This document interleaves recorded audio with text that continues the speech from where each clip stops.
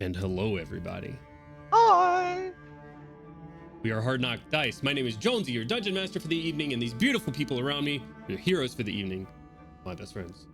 Today we're going to continue across Eberron, but before we do, if I can please, someone's already got it, exclamation mark charity in the chat. Go click on that link. We're raising money with Extra Life for the Children's Healthcare of Atlantis. So open your heart, wallets, do the lawful kind thing, and go be a hero. Go save go save a kid's life. So go click on that link, do the right thing. Announcements. We just finished episode 3 of our Whispers in the Dust campaign, our Fantasy West game ran by our wonderful Ian /Brune /Ganowin /Fear /Cowboy God. So Hell yeah. go check out that. We stream that. Ooh, I bit my tongue when I said that. We stream that on Wednesdays at 7 p.m. Eastern Standard Time every week. So go check that out. Having a good rootin' tootin' shooting good time. What else do we have? Happy spooky weekend. I hope everybody has a safe and good time. So if you're going out, go have a blast. Yeehaway. Yeah. What else? I think I'm missing something. Wait, no. Never mind. I think that's it, right? Monsters. Oh yeah, Sunday. Yes. Sunday. Tomorrow, even, we are doing a spooky one-shot called Welcome to Dare House. So we're going to be streaming here, Hard Knock Dice, 4 p.m. Eastern Standard Time. Go check us out there. And it's going to be like a Goosebumps type one-shot. So go check it out. A couple of these beautiful people are going to be in it, and if you watch our Wednesday Whispers in the Dust campaign, Kylie, who plays Callie in that game, is going to be DMing it for us. So it's going to be in the Monster of the Week system. It's going to be really dope. I hope you can join us for sure. So I'm in. okay, I'm not, because I have spent this whole time talking, and apparently that's not. This is the first example of the off-turn words being done away with. So wonderful people. Last we left off. Wait, I do have one more announcement actually while I'm launching Tailspire and everything else. We hit 300 followers, so thank you guys so much. We got a lot of followers last couple of sessions and everything, so we're at 300, and I think that's really dope. We are 68 followers away from our goal of 369 nice followers that we're aiming for. So if you're here with us and you haven't followed yet, please consider it, so because that means a lot to us and it helps us keep doing this wonderful stuff. So anyways, drop a follow. Anyways, back to Eberron, in the world which we find ourselves now. Our heroes here, the Shining Vanguard, dropped into the middle of the Mournlands, a twisted wasteland, as they, from one of their old friends, Milo, or at least some version of Milo, has dropped them off here and said that it was necessary. These folks have battled their way across the Mournlands and have now struck a tentative deal with the Lord of Blades, a warforged, what's the word I'm looking for? Pariah? Is that the right word? I don't think it is. I don't know. A warforged Messiah. There we go. The prophet of warforged here in these twisted lands. They've struck a tentative alliance with him. Typically, he does not like flesh-bound races, but he has said that if this group, the Shining Vanguard, is to get him a warforged colossus that is here in Metral City, where they find themselves now, that he will help them in the battle to come against the Plane of Madness, Zoriat. So they've done so. They've battled their way across. They battled their way through terrible things here in Metral City itself. They've battled their way through Vermishard Palace, ultimately fighting a beholder who had found itself sheltered and attempting to make a portal to Zoriat right here within the Mournlands. And now their Warforged Colossus has risen out of Starmantle Bay and stands there now in all of its glory. Bridges have run across this bay towards the Warforged Colossus itself. But as they were disembarking, the tank bus that Otto has made for them, Pip smacked one of their temporary alliances right in the head with a dagger. She said this alliance needs to be real temporary. There's not a delicate way to put that. She bonked her right in the fucking head. In doing so, a lot of confusion broke out. A lot of people not sure what was going on. Pip saw a flash of something in her eyes, in Venora's eyes, the person that she punched in the head, that she didn't like.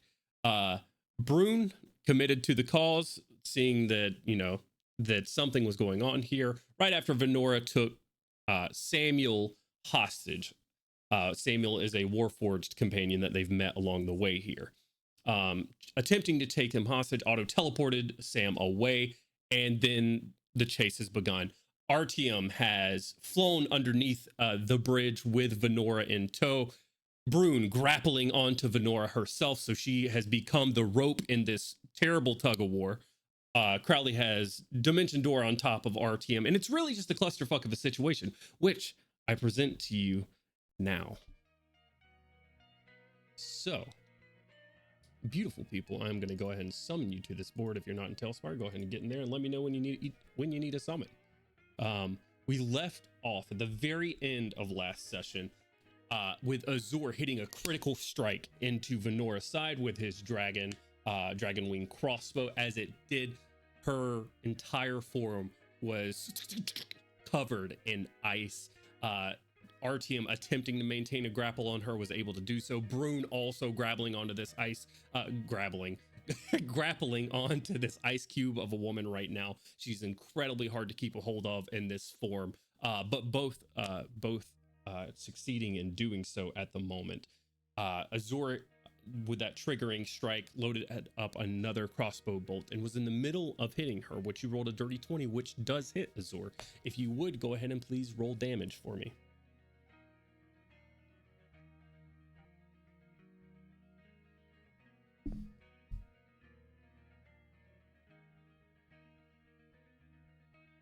Yo, that's a real cool bus. Just want to throw that out there.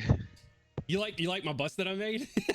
Yeah, The battle bus stays winning. You know what it is? That's pretty bussin'. It's two cop cars stuck together with like a space satellite built into it. But I was like, yeah, that looks tank bussy. Hell yeah, Oh. where's the gun? Heck yeah. All right. Damn it, I didn't build That will the gun. be It's got a 14. fucking rocket jet. 14 points of damage. Okay, let's see if D&D Beyond it. Okay, it does intend as function. Wonderful. All right. Function as intended. I got that mixed up. You know, guys, words. All right, Azur, that is your, you've flown over here. You've had to use your bonus action to command Mazarth to dash. And that is your attack roll. Is there anything else that you would like to do in this moment?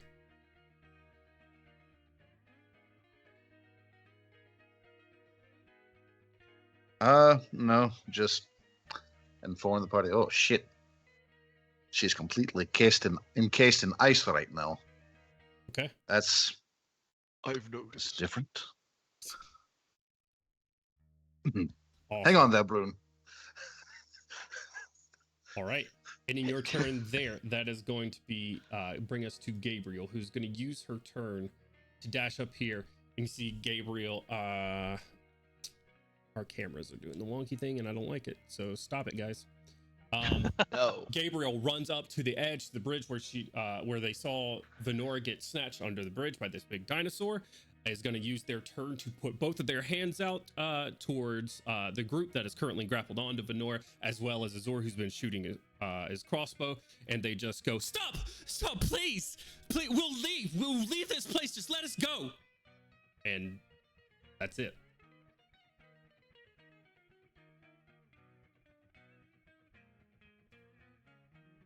It's going to bring us to Brune's turn, and then Kaushik, you're on deck. Brune, what would you like to do?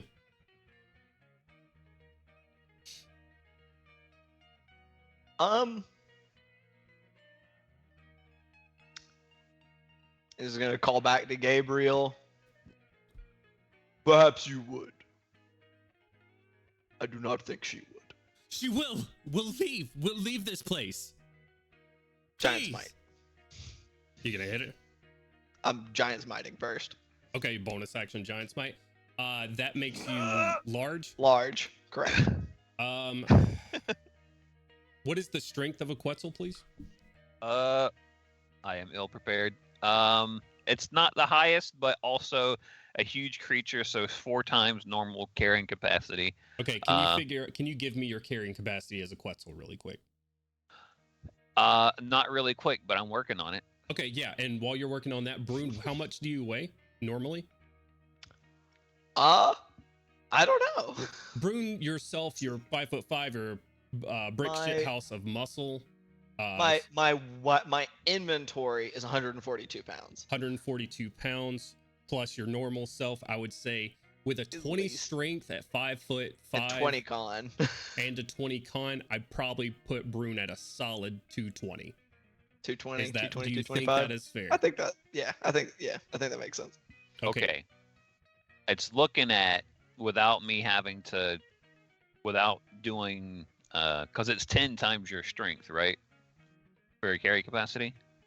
I think it's either 10 or 15. 15. Okay. One of the two. Okay.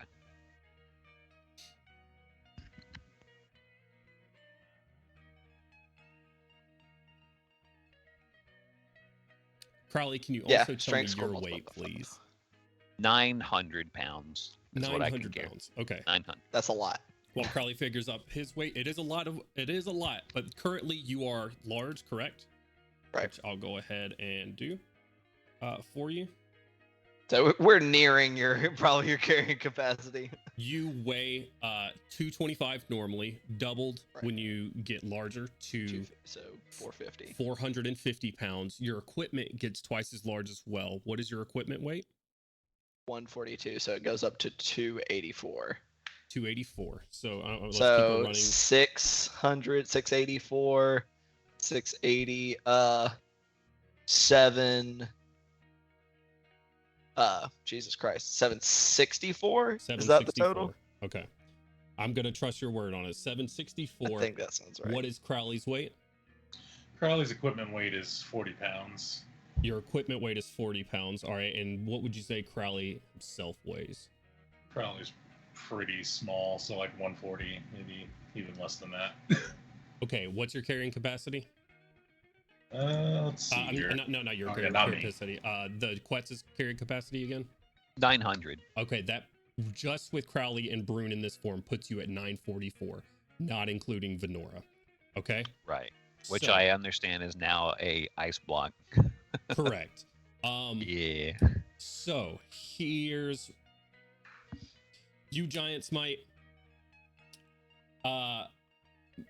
Make me Artium. In reaction to this, I want you to make me a strength check. Your DC on this is going to be 20.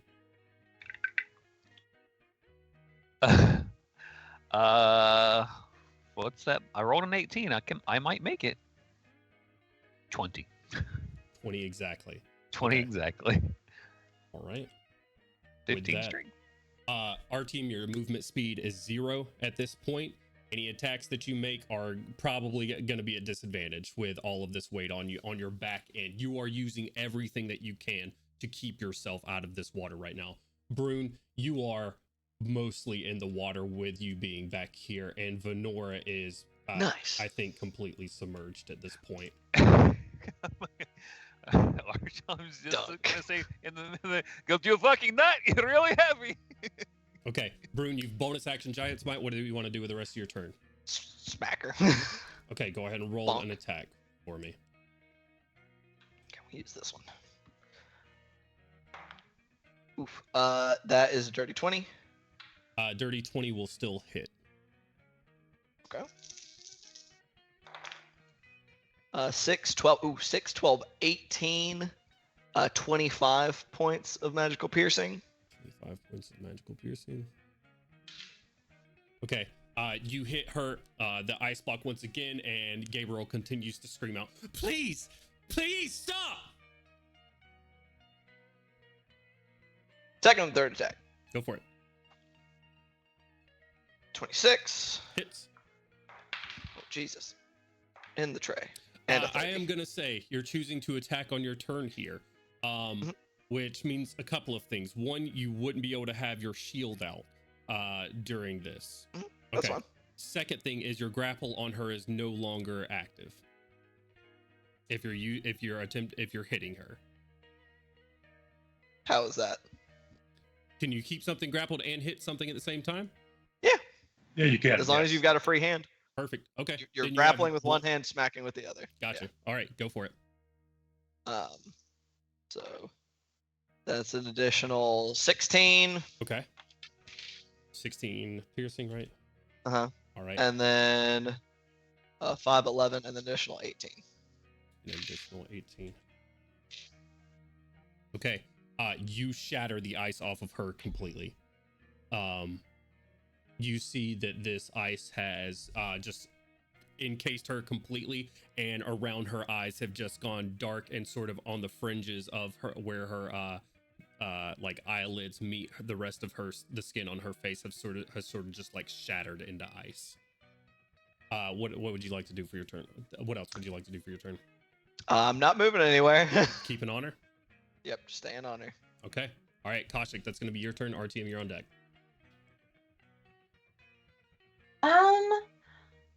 Well, I'm pretty far away and I don't really know what to do, so I am going to... I don't really know. I don't really need to get closer, I guess. You never summoned me, by the way, on Tailspire. I've just been sitting here unsummoned. Okay. I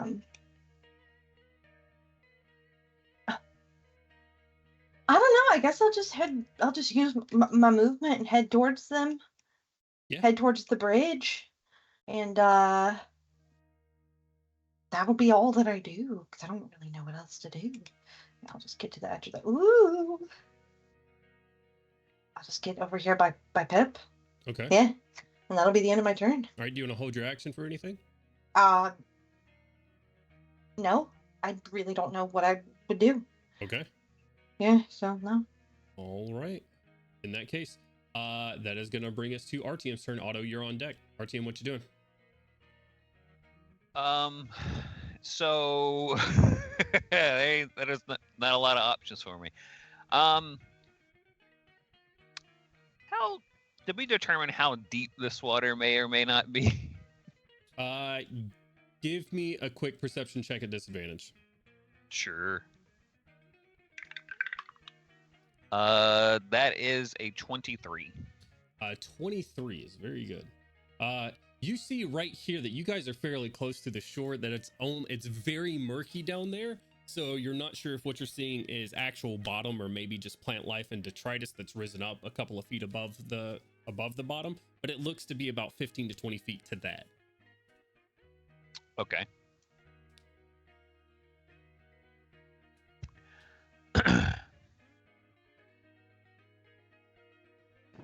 Shit. I have multiple people on me. If I try and do any form of shape shifting, everyone's going to fall, and I will only be able to grab one. His broom is currently grabbed onto Venora. He's not grabbed onto you. Yes. Okay. His weight is being transferred to you via Venora currently, so you probably hear some bones cracking back there. Yeah. I mean, you definitely do with the hammer blows, but... All right. Shit. Is there any way I can take just like a full round action to try and just exert as much as try and stay aloft as hard as possible? Or maybe... Oh, that was going to happen at the end of your turn anyways. To aid myself...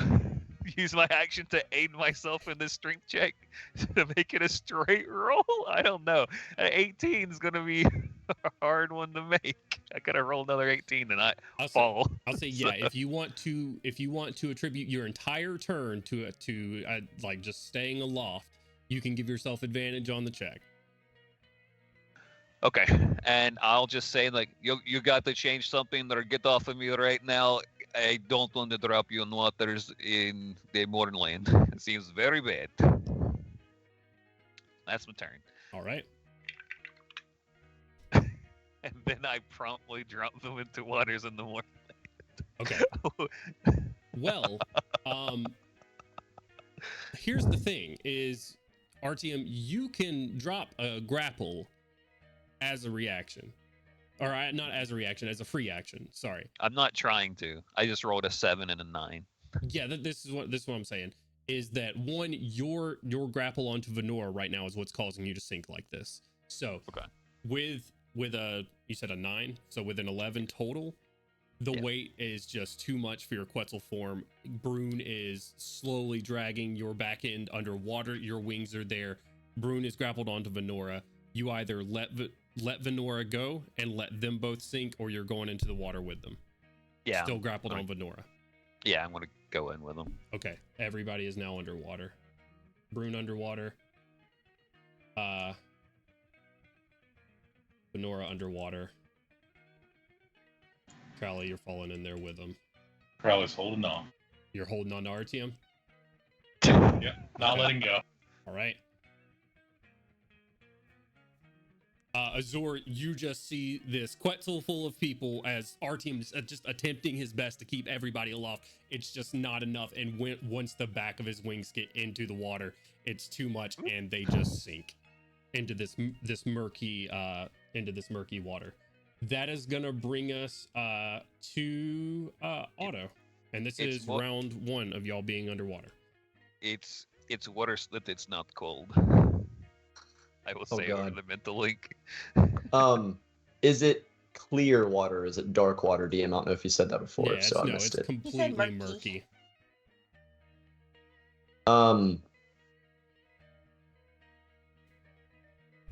We don't know what's in that water. His friends are down there. Everything's crazy.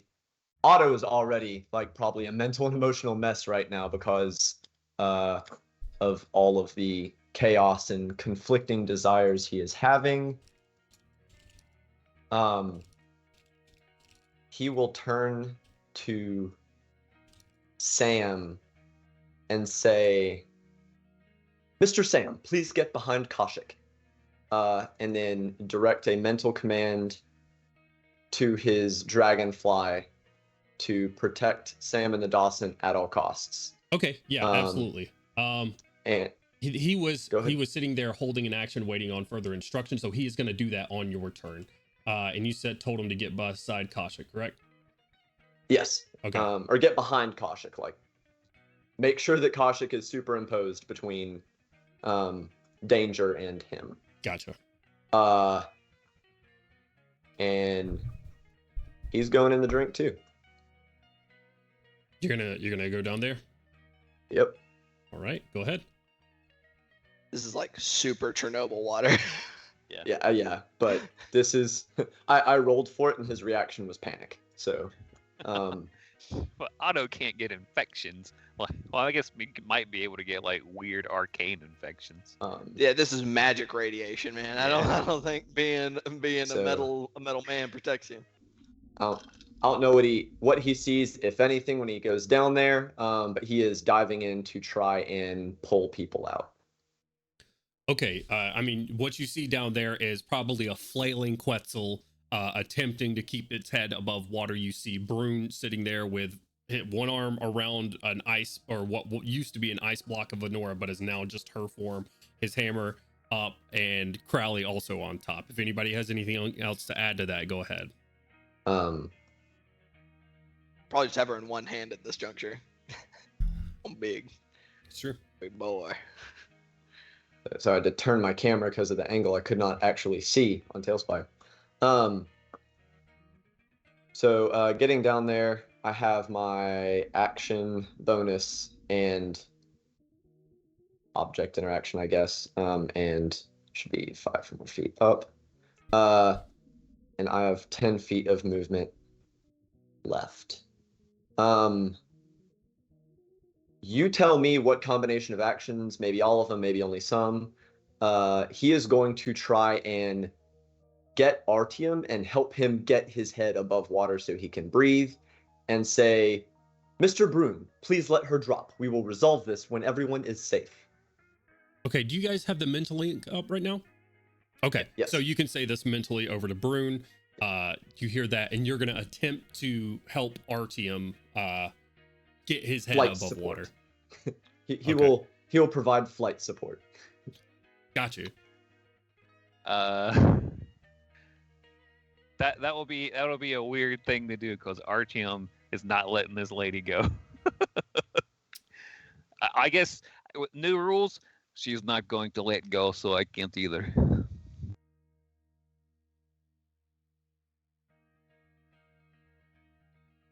You've muted yourself. Otto is still just doing everything in his power to try and get Artyom back above water. Okay, so you're even against Artyom, like flailing. You're going to try to bring his head up above water. Sure. His head, his body, whatever, like in the chaos, he's trying to help him get back up, whatever that takes. All right. I'll say you can both make athletics checks, or one of you can make it at advantage. I'm going to say your DC here. You're already underwater. I think it's appropriate to. Oh, go ahead. Go ahead. I'm so sorry. Full disclosure. I was gonna say. You go. I would say it would be appropriate, considering Otto is trying to help you fly, that you would roll it at advantage. Okay. And I will go ahead and say he is using, like, with his like extra propulsion or whatever, he is using a flash of genius to push that further. Okay. DC 20 again. I rolled a 19 and a 20. Nice. Okay. With a 20, critical success. So 22 and whatever your flash of genius is. +5, I think. Once more, I'm going to say everybody yeah. is pushed above water here. Whoa! Everybody's pushed above water, with the exception of Otto, who isn't. It's not too big of a deal, but please unselect everybody and just select Otto for me. And with the idea that you are under him and pushing him up. Is that good? That is perfect. What all did that take? If I have anything left, I don't know. That's your action to help. So you have bonus action left as well. He is actually not going to do anything with his bonus action at this time. Okay. All right. You help like Superman shove this fucking heavy dinosaur and your friends out of the water. It's a bit of a mess. Crowley, that is going to bring us to you. What would you like to do? In the rush of things, I'm not sure who has inspiration and who doesn't, so Crowley through the mental leak is going to say, her ice is down. Keep it up and provide inspiration to everyone around him there. Okay. Minus roll that Fenora. performance check.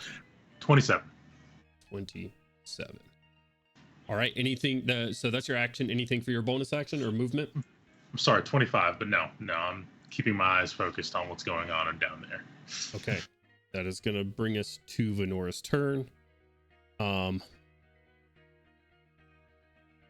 You see her with the shattered skin and ice around her eyes from that tomb of ice that she called up around herself. She's being grappled by Brune. She's gonna cast a spell on herself. And Is there more ice? DM, we've had a request for you to bump your mic up just a little bit. Apparently, you're kind of quiet on stream. Yeah, he did. Yeah, do you talking about Deuterino's request? Yeah, he said I was better. If I'm not, please let me know. I did increase my volume though. Venora is gonna cast a spell on herself. You see ice grow off of her shoulders around her, and that's her action. And I'll use my reaction to have a big old tentacle just whip from the tongue of the Quetzal and slap into her. What's this reaction? This is a spell reaction for Warcaster to use Thorn Whip on her. She didn't move. She didn't move. She hasn't gone anywhere. She hasn't broken your grapple. She cast a spell, right? Mm-hmm. That's Mage Slayer. Oh, damn it. I got them confused. Whoops.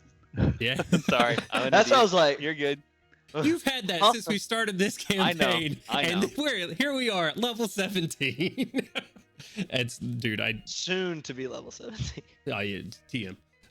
So 17 TM. She has cast this on herself. I'm gonna look for some bonus actions that she may have up her sleeve.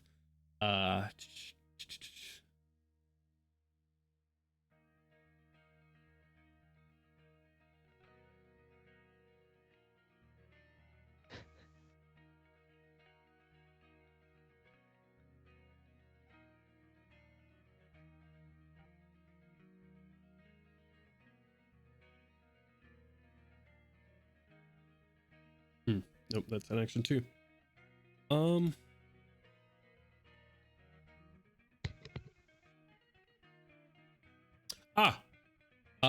Brune, if you could please make a strength saving throw.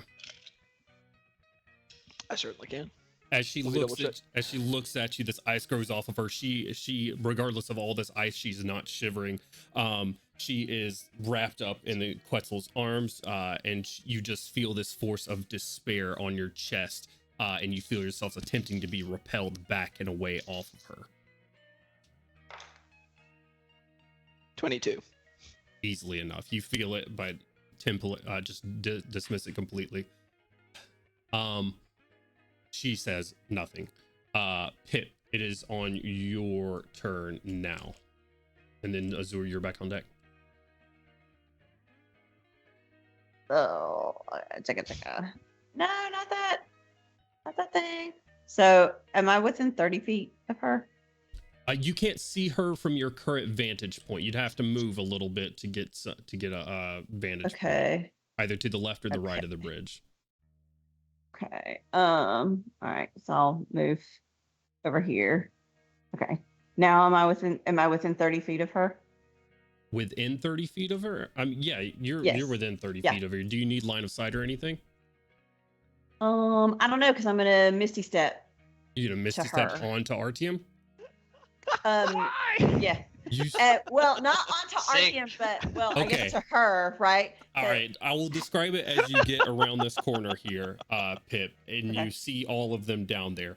Artyom is struggling for his life to keep them all out of the water. You see Otto, like one iron gauntlet of Otto above the air as he Superman tries to swim him out of the water. And you see Brune and Venora like still nearly completely submerged in the water. You think that if you Misty Step onto any of those creatures, that they're going underwater it again. Will go back down. In all likelihood, yes. You can still do that. That is completely on you. But I figured I'd let you know the complete No, scenario. absolutely. Yeah, thank you. So, I'll tell you what I was going to try to do, and you tell me if that would even be a possibility. What I wanted to be able to do was to Misty Step and wind up face to face with her, kind of like clutching her shirt in my hand. Mm-hmm. Would that be possible? Yeah, again, you could absolutely do that. You're going to be in the water, and it would. Sure. You think that it's going to make the rest of the folks go underwater too. That's your sort of quick. It's not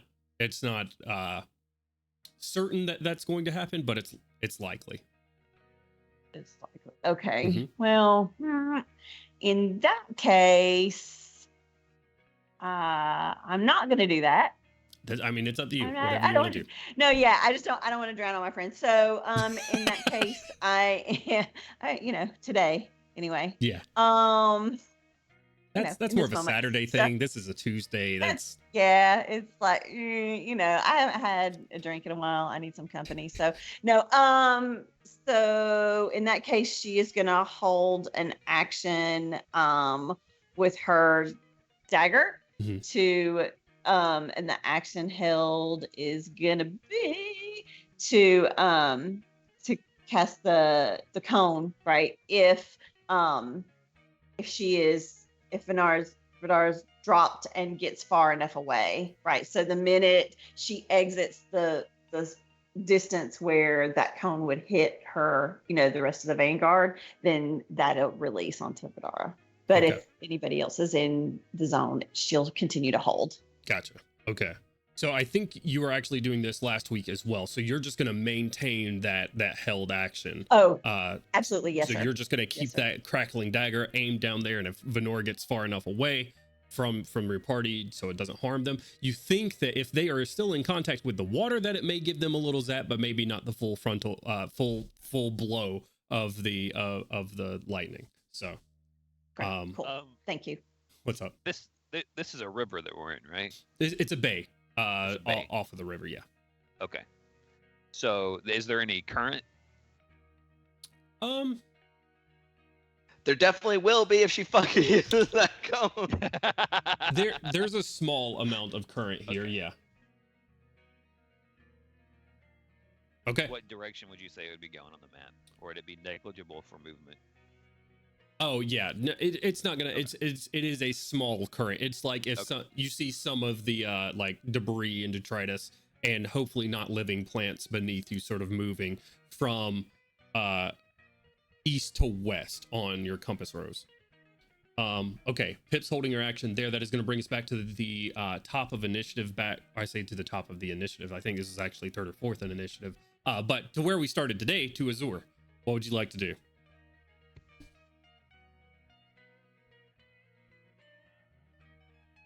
Ba-da-ba-ba-ba-da-ba-da-da, we attacking. Okay. That ain't hitting. Ooh. Goodness, 2 on the dice. That's pretty rough. God, it was a 2, not a 1. Don't do that. All right, second attack, a little bit better. 10 for a total of 22 to hit. 22 will hit with her cover right now. She doesn't benefit from cover against the sword. Oh, that's true. That's true. Oh, this is total. In which case, Yeah, please this don't is shoot me in the back.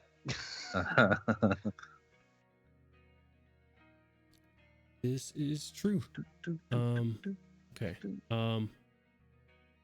That's that gone, and she gets for the duration. Go ahead and let me know that damage. When you 16. Is she rolling percentile? Oh yeah. Wow, magic. Yeah. What was those? It'll- What was it'll those probably wild be magics? Negative for us. It'll be like, oh yeah, she gets +6 AC for the next 10 days. Her hair falls out. Oh no, I was holding on to her by her hair. Uh-oh. Jesus Christ. Okay, you I do really 16 doubt it. points of damage. Some of that ice you see falls off of her shoulders. Azur, and you missed your first attack, or so that's your second attack. You got a bonus action and some movement if you wish to choose or wish to use it. I think I'm gonna stay right here. Yep. Yeah. That it? Just. And I guess at this point, call it to Gabriel. I do not think Venora is who you think she is. It doesn't matter who she is. Just let us go. We'll walk away. When she says she will walk away, sure, but I doubt she will walk away.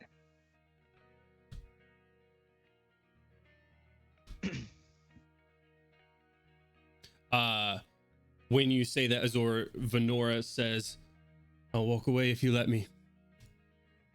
Insight check. Go ahead and make an insight check.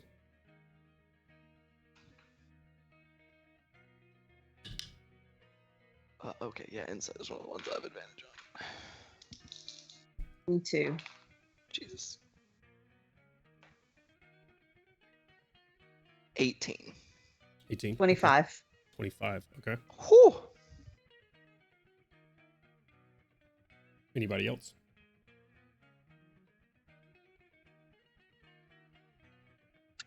$17. Sure, let me roll an insight check. I'm, Like, I'm underwater. I don't I'm a think little- he can hear anything. I'm a little 13. preoccupied with making insight checks right now. That's completely fair.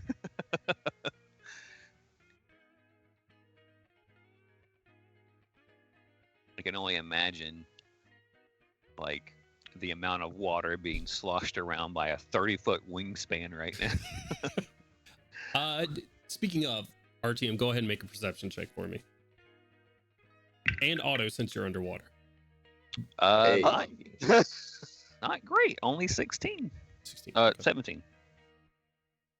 Hear that, princess? Those are the screaming eagles.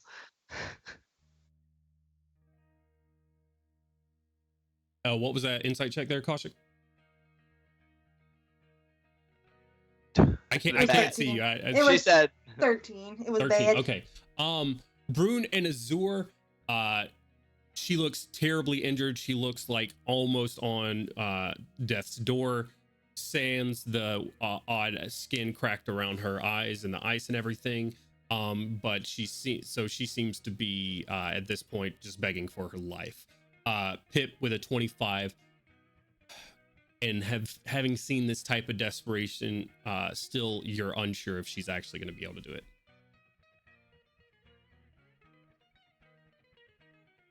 Don't know if she can. She may think she can, but I don't know if she can walk away. I'll leave. Meaning that Gabriel is going to continue to do the same thing. She's going to hop across the rope right here. And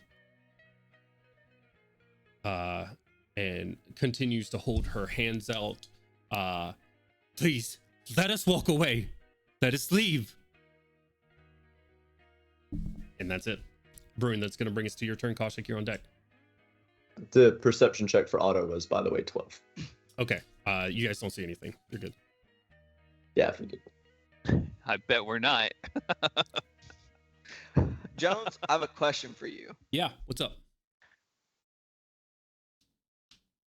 How do you think I would go about rolling against my missing sanity?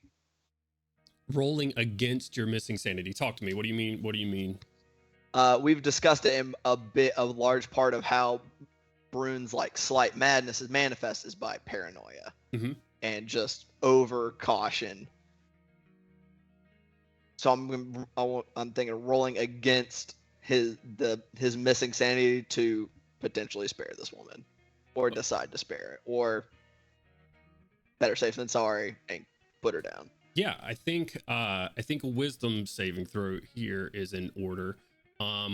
You've had a bit of rest, meaning that you've had some of your original, but you were down 50 out of 70. Yeah, you were at 50 out of 70. So I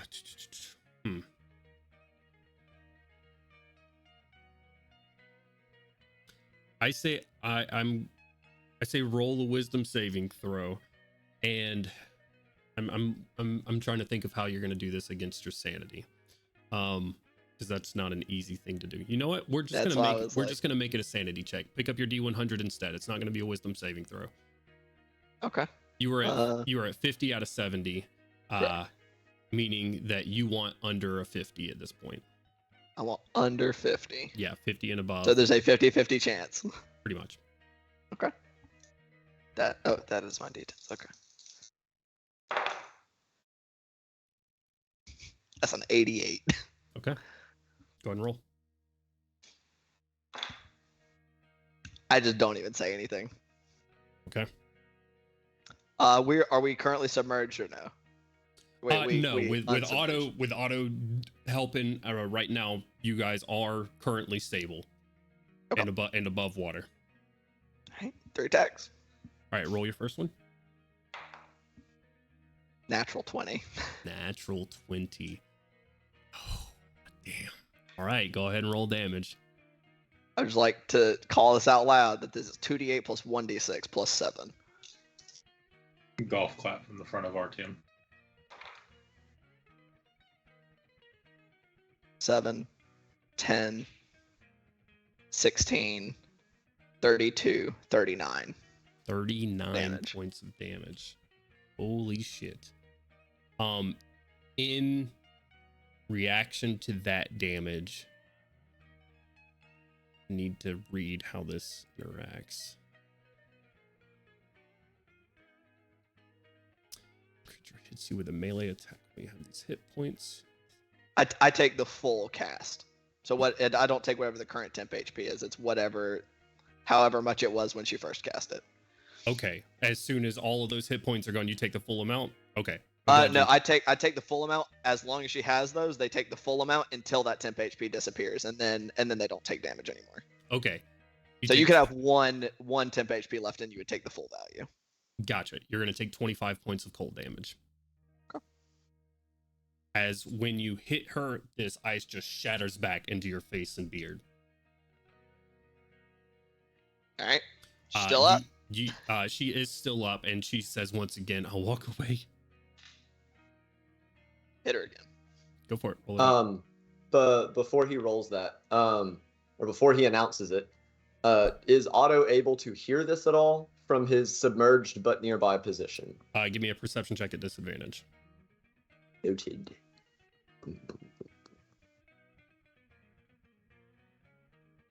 2 dice and we roll them. Oh, okay. I forgot my bonus is actually decent. 8. Disadvantage will be a 21. 21. Over a 20, I'll say you hear this. Yeah. And now I'm going to roll something else. Sorry for holding up, but this could affect things.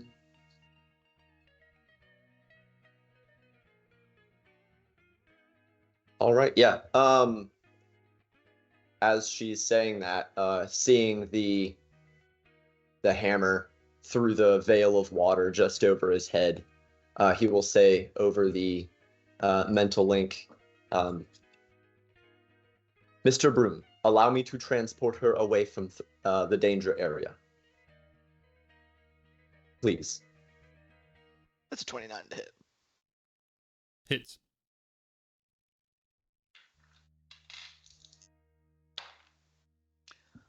$16 points of damage. Okay.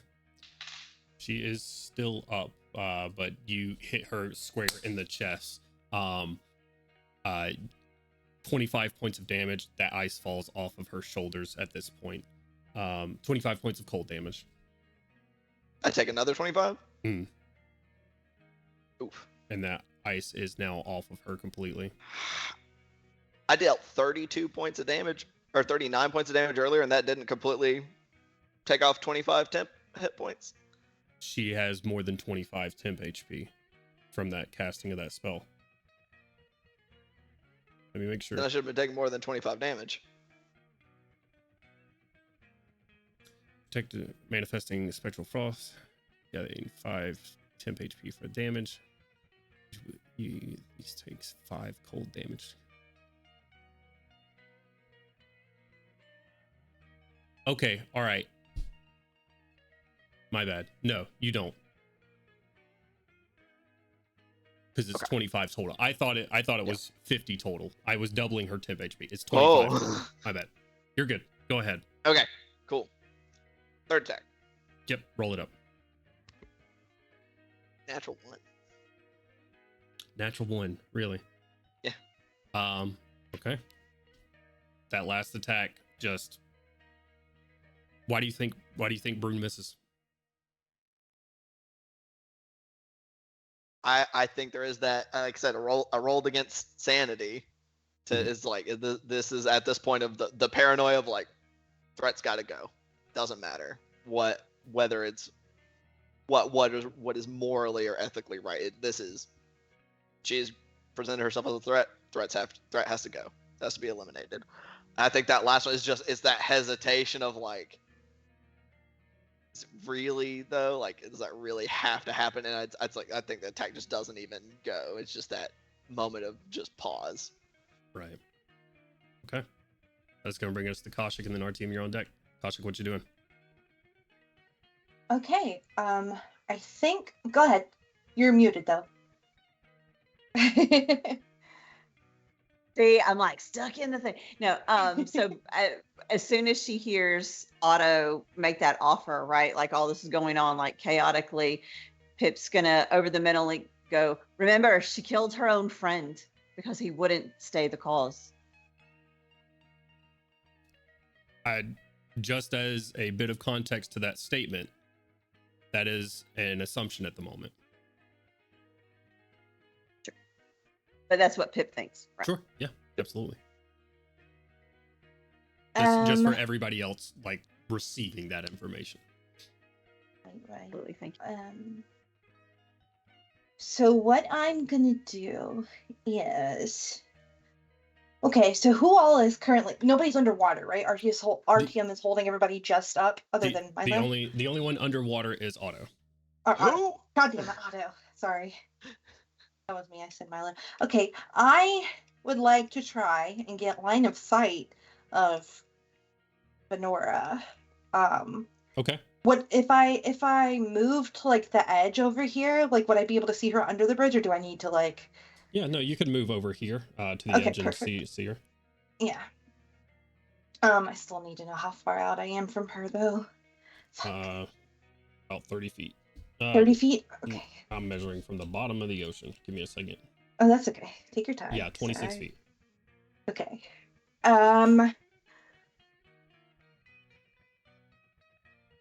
I would like to attempt to hit her with a banishment spell. You're gonna try to banish her? Mm-hmm. Okay. Are you gonna say anything before you do so, or are you just gonna banish her? I'm just gonna do it. Okay, then she's gonna attempt to resist. Oh, okay. What? That is a charisma saving throw, correct? Yes, sir. This is her strongest save. Oh, wait. Well, then let me say something. I'm just kidding. With a natural 5, it will not matter. Nice. You cast banishment Bye, guys. onto Venora. Venora disappears off of the battle map completely. Brune, I need you to make me a dexterity saving throw really quickly. DC 15. Really good at these. DC 15. Yep. I have a +3. Okay.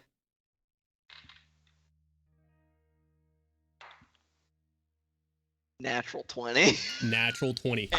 Psycho. Artyom and Otto really go through a bit of a roller coaster of emotions, like, whew, everything got a much lighter. And then all of a sudden, Brune's hand finds that you're like the back of your claw, and you go, oh God, and it definitely pulls your knee out of socket. As Brune grabs onto your knee to not fall into the water. Okay, Kaushik, you've banished Venora out of sight. What else are you doing?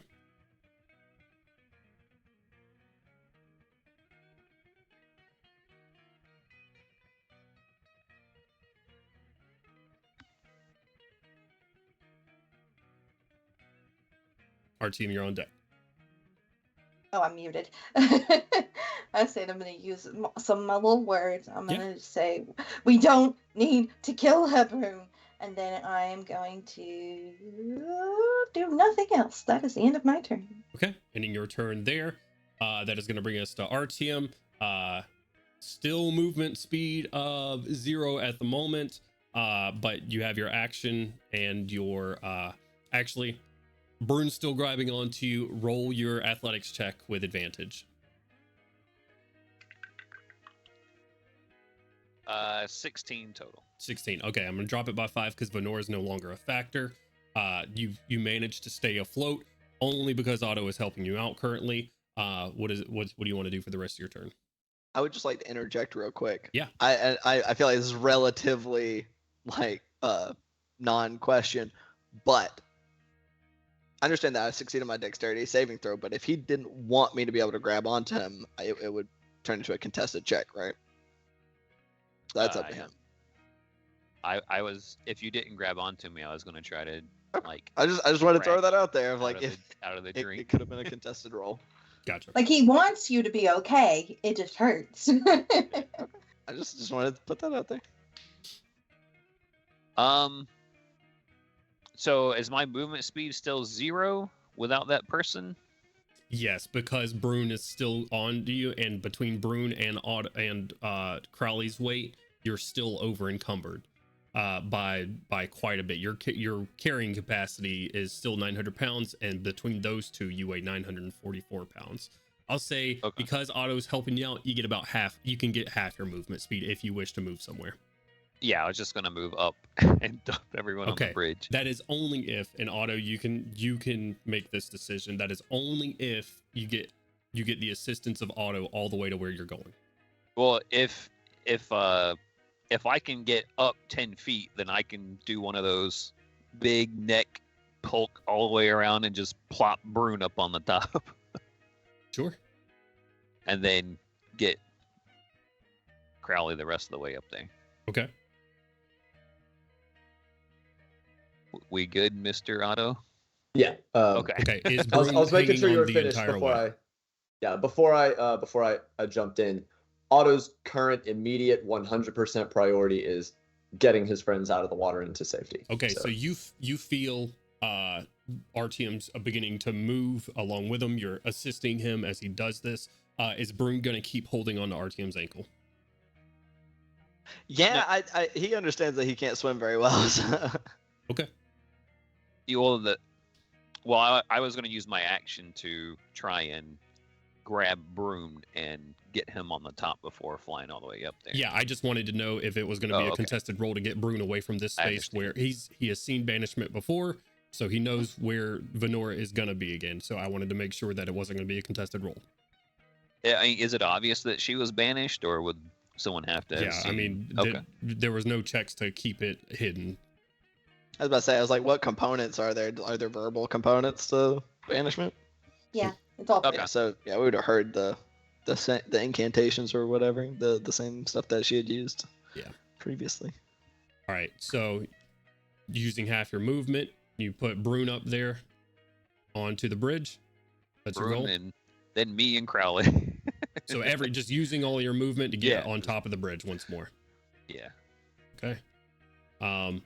Otto, I'm going to say you can use your time here to also move yourself since you're helping him out get up here. And you can put yourself, it's about to be your turn right now. So move you guys a little bit. Gotcha. So is this where I am beginning my turn, DM? If that is it for Artyom, then yes.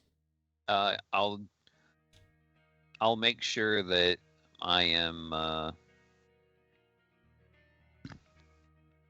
well, if I can control my character. There we go. I will make sure that I am spun. Oh, we're not moving. Spun around in that direction for if she comes back, I can pluck her up. Okay. All right. And then say over the link, we have to, if she's going to live, we have to find some way to detain her. She's not going to give up. Ever. Okay. Otto, it's your turn, and then Crowley. So first, in immediate response to what Artyom just said, over the mental link, he will say, Uncle Artyom, I have a restraining device that can be ready for her in the morning.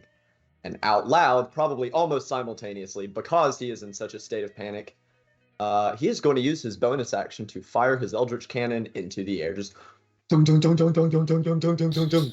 Cease this violence immediately! We should not be enemies. We have plenty. And he is probably just going to where am I?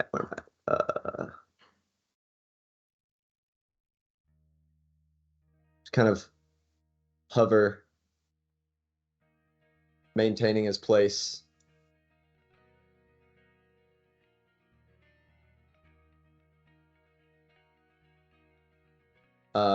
Or maintaining his height as he just kind of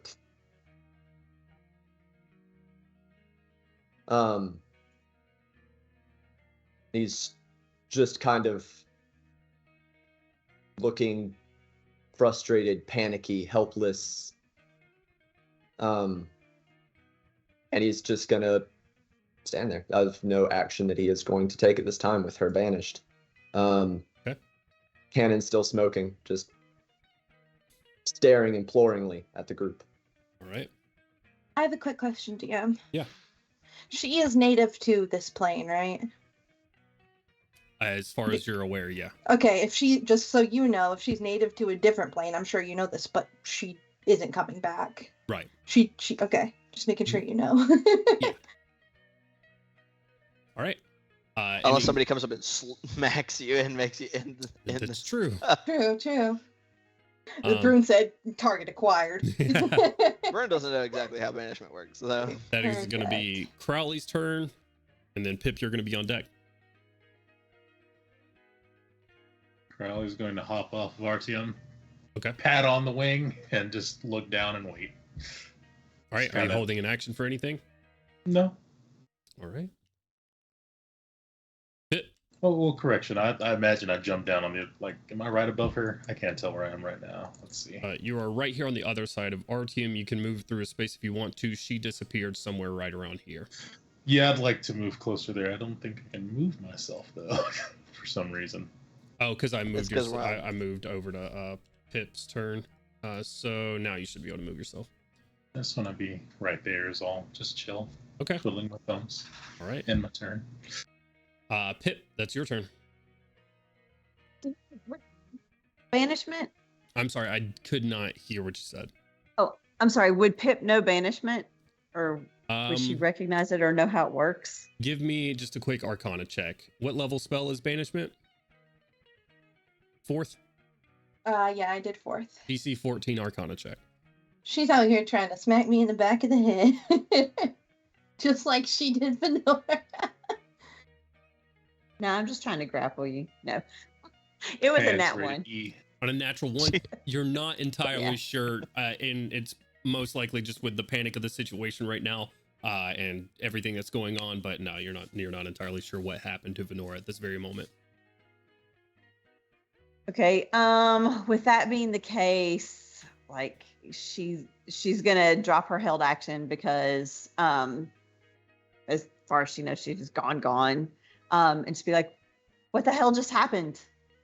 And kind of step back a little bit. So I'm gonna move me back a little bit to kind of like so that she's back a little bit, not a lot, a little bit, so that she can like feel like she's got eyes on everybody and trying to figure out what's going on. And that's it. Now. Gotcha. All right, Azure, that's going to bring us to your turn, and Gabriel is on deck.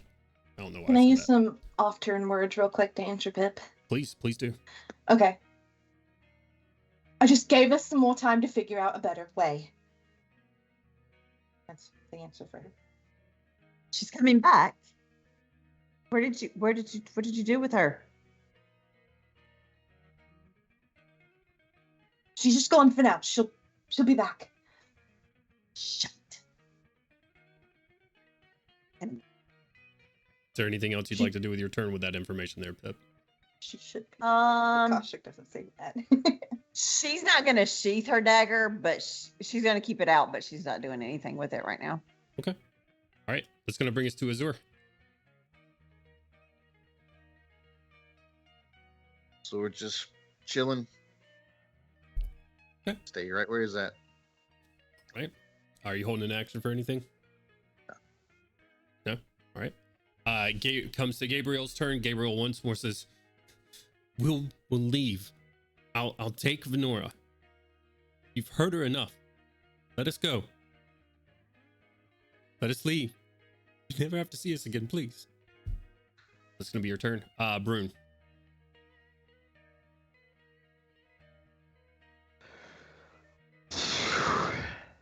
It's rough. Right now, I'm gonna actually take us out of initiative since there is no current threat that is here. You guys feel free to discuss. I am going to give me a second. I'm going to put a 1-minute timer on this since that is the duration of banishment. Okay, that is going to start in 10 seconds from this point. Okay. We should try to avoid killing her if we can, but we have to figure out a way to restrain her. I know, Otto, you can make something, but we need to figure out the way to do it now. She's not going to stop. We just need to get this going where it's going to go.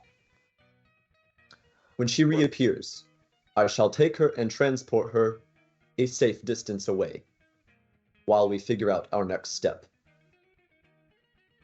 If she is as... Go ahead, sorry. Finish your thought. Let's say, if she is as willing to surrender 30 seconds as they claim, she will not fight me on this. At the Brune same is time, stepping to the Is it- side, like to about here. Mhm. And as he's taking a few steps over that, I guess a little more to where he would have an angle looking down. Mhm. As he does, he's sheathing the pick, pulling out his javelin, and he's a big guy, so this even in a relatively lower tone, this still would kind of boom out. Back She into has set initiative. herself. She has set herself against the plans for my people's safety. I know of only one way to make that no longer true. Artyom? We're back into Otto- initiative. It is Brune's turn. Shit. Venora appears. As he was saying that, DM, Otto is going to cast haste. Okay. I'll I just give- asked. Okay, Sorry, go ahead. how about this? Everyone was doing some talking during that time. There's a little bit of delay considering that we are related to our characters. I'll give everybody one action that you can do to yourself, or if you're planning to attack a party member or something, you can do that. But we're starting this with Venora appearing, and it's Brune's turn. You've cast haste on yourself. That's your action. Auto. Is there anything anybody else would wish to do that you can get done within the time frame? 30 seconds or so at best. Artyom was just planning to grab her whenever she got back. Okay, if you wish to move yourself. She was only 10 foot down, right? Yeah, under the bridge. Yeah. So I just, while sitting there, just going to grab her back up. Okay. And that's also why Kaushik just had Artyom, like, feeling the spell ending. She was just trying to make sure he was ready. Okay. All right, so Artyom's holding an action to just grab Venora. Okay. Very well. Anybody else? All right. Oh, do I need to roll a percentile for my banishment? Yeah. We'll get to that. Okay. I'm going to be very real with you guys. There isn't a lot of things that's going to be very affecting this fight or anything else at this point. So wild magic, while absolutely still present here, isn't going to be affecting this fight nearly any. Okay. As she comes back, Kaushik, you realize that she was not a fiend or anything else. She's just a person. She pops back into her place. Artyom grabs her up. Go ahead and make a athletics or acrobatics check, your choice there, Artyom, and then it's Brune's turn. It's Let's say anything. 21. 21. Anything else anybody that wants to say or do before I start making attack rolls? I said that we should not try to kill her already. What's your I just want to mean mug Brune. what's your check there, Artyom? 21. Okay. She slips past your mouth with an 18 on the die, 23 total. You go to grab her. She pops back in a moment of confusion, goes down into the water, swats your beak away. Brune, she is in the water. It is your turn. Brune, you said, did anyone say anything? Anybody else have anything to say before I start throwing? Otto would have said, as seeing you like rearing that back, you saw him hovering over. He says, "Please trust me, as we have trusted you." I don't know if that'll give you a reroll on your sanity or how you want to rule that. Make a It's entirely up to persuasion you. check. I'm gonna go ahead and say I'm basing the DC off of the missing sanity, so it's a DC 20. I will go ahead and say before I even hit roll on this, as I'm using the dice roller app, I'm going to go ahead and burn a flash of genius on this as well. He is going to narratively, that is him basically using the mental link and his own magical engine, basically trying to send you flashes of memories of times that y'all have been recently dealing with, all this madness, this violence, this uncertainty, and things keep working out. Now I'm going to hit roll. Before you do that, could I assist him with that over the mental link? You've already used your action to try to snatch up Venora. I'm going to say this is just a straight roll on auto. Okay. Actually, I'm going to go and look at my bonus so I know what the total is right when I hit roll. It is not great. All right, I have a base +1, so this will be a dice roll with a total +6. Yeah. With a 16 That is a 22.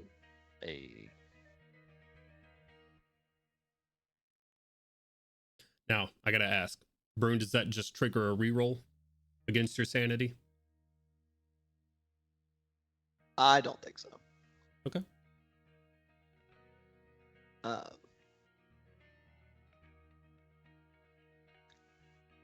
Yeah, I think that's what that looks like, is just complete full stop, just kind of walks up. Like still, arms still kind of cocked back, but not in the act of throwing at this moment. Okay. Are you holding an action or anything else? Because we are in initiative with Venora here. No. Okay. Kaushik, that's your turn. Artyom, you're on deck. Oh, I wasn't ready. I wasn't told I was on deck. Oh no. Oh no. I'm going to. Oh no. Does it? Okay. Can I do a insight check on Broom right now to see how likely it is that he's gonna fucking go spearfishing for Venora? He has just frozen in place at the moment. So okay, so I don't really when he need could to. have very much already done it. I think Sick. it's clear to Kaushik at this point that no insight check needed. That Brune is currently holding himself back. Heck. Kaushik is. Can Kaushik swim? You have an adamantine breastplate on, Oh. meaning that any swim checks that you make are going to be difficult. I don't want to drown. So maybe I'm not going to do what I wanted to do.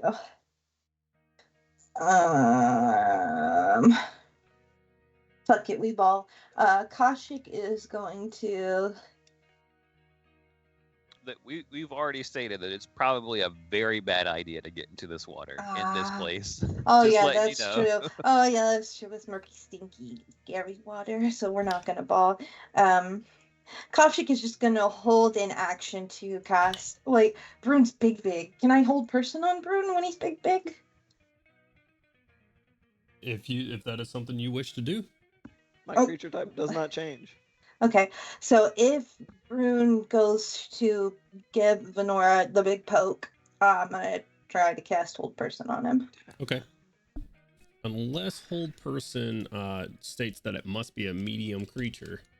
I'm gonna check real quick. I think it's I don't think just it a does. humanoid. It's just but a I could humanoid. be wrong. Yeah, it's it just a doesn't humanoid. say. So, Right.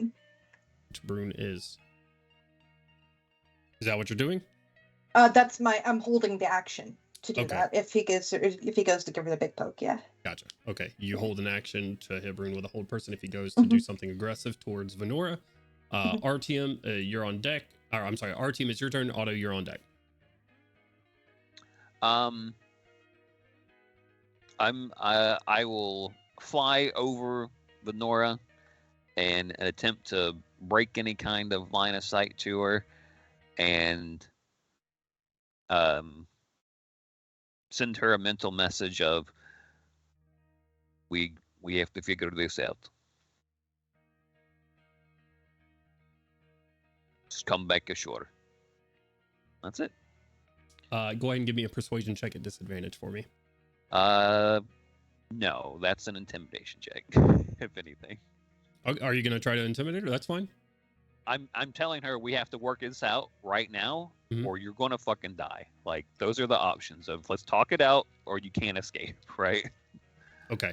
So that the last words on that, I think if that's what you're trying to apply, or I'm about to kill you, is that what you're saying? Yeah, I guess my phrase would be, just come ashore. We have to talk this out. It's the only way. You keep nodding your head. It still sounds like a persuasion check. That's to still, me. yeah, that does. That's an awful lot. Persuade. That's the only way you make it out of your life. Okay. Roll me an intimidation check. Flat roll. Flat roll. 14. 14. Okay. All right. Venora doesn't say too much to you. She's just in the water. She's kind of like a wild animal at the moment, sort of thrashing around, looking at folks. There's a spear that is currently being aimed at her. You're over her right now is a huge dinosaur. Koshik's casting spells again. She's not exactly sure what she plans to do with those spells. That is going to bring us anything else for your turn there, RTM. And while I've already made the check, I'm going to bonus action hit her with a healing word. Okay. Also, in the defense of Koshik holding a spell, I would presume that she is looking at Brune while holding that spell casting. Yeah, absolutely. For Venora's perception. What's that healing word for? It is for 7. 7. Okay. All right. Otto, that's going to bring us to you. So I was actually checking something in my stat block, and I did not pick up on. Go ahead. That half the 4 or 3. Yes, that's true. That's true. Is she currently being held by Artyom? No. Artyom is just flying above her at the moment. Like kind of between her and Brune? Between her and everybody at the moment. Yeah. He's a huge just creature. trying to obscure her from attacks of any kind. So I'm sorry, I was making sure I have this as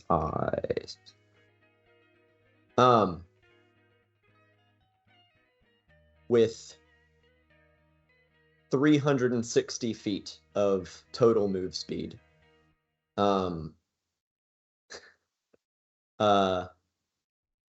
Did Otto hear what Artyom said to her, or was that a direct mental message? She's not in the full link, so it was just a direct mental message. Yeah. Gotcha. All right, so he has no idea that you're on the Save Her Express. He is going to... To be fair, just so you remember what happened, Artyom did just try to fly her away from everybody at the very beginning of this fight. And has been saying pretty repeatedly in the mental link. That's right. So I'm gonna be honest. Yeah, I mind blanked a little bit from last session, so that is actually correct. So in a more cooperative manner and less of a I have to juke Artyom manner, but also unable to tell that, you know, the spear is still held back. So Brune is still technically a threat, so he is still panicking. He is going to use a action to send her a message, because she's underwater, right? Still? She's treading water at this very moment. She's kind of dropped. She's on top of water at this moment. Okay. I didn't know if she was supposed to be submerged and the thing just wasn't allowing it to be. Is going to, as he closes the distance to her, there's a lot of finagly stuff, so I haven't actually moved my model yet. But he had already started his haste spell, so it's visible to everyone. His jets are like, you know, gone from red to blue. They're 3 times their size. And just with a couple of quick bursts, he gets over close to her and he says, "You are a fool. Allow me to save your life." And he's going to try and drag her and just... And just try to what? Get her the fuck away. Okay. What direction are you going to attempt to go with her? Like I said, this is kind of just everything firing on all cylinders, so I'm going to roll for it.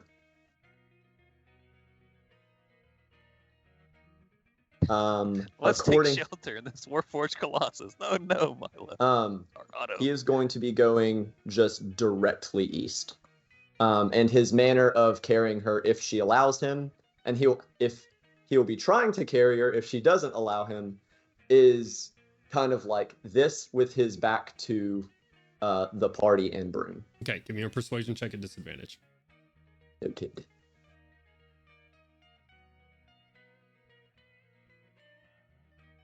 That will be a 14. 14. Okay. She is going to contest. So athletics or acrobatics chest, your choice.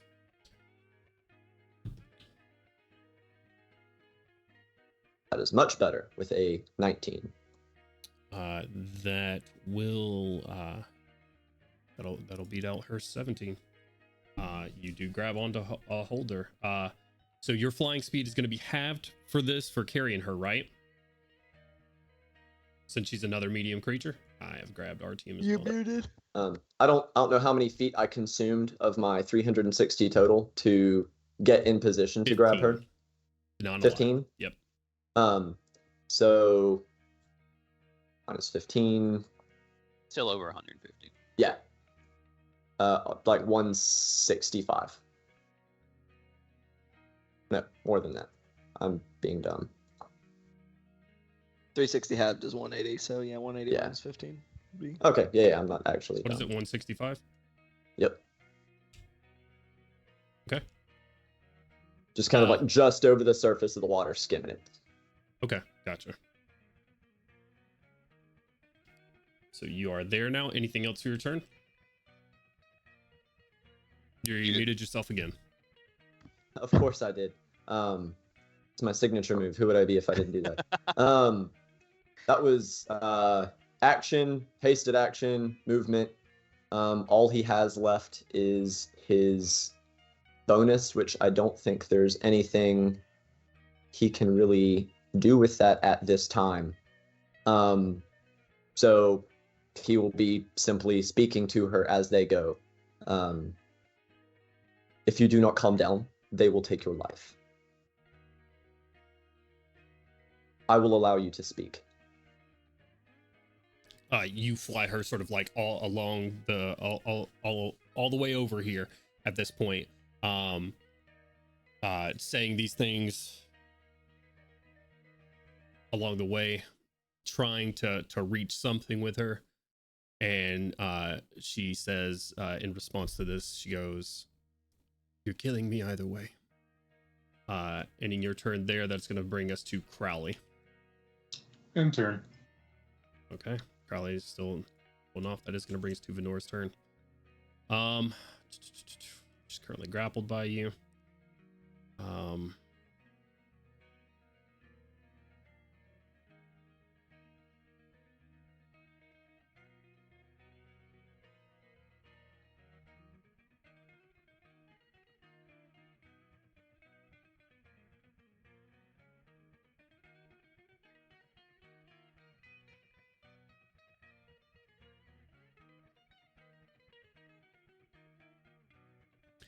She is gonna use an action. I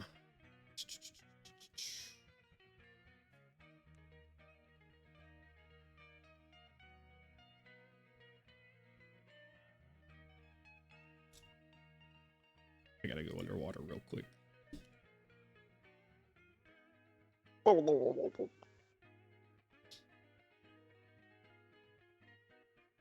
And this is where when all the Sahuagin I was leap like, out of the river. what are you bringing up from So under hard, that man. water? You wish. Give me a Oh God, second. put where the fucking whoa! Okay.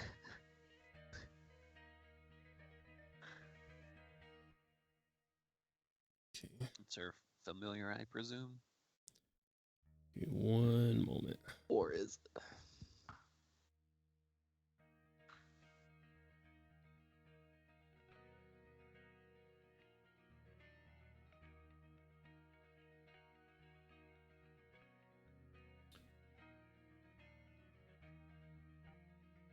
Damn it.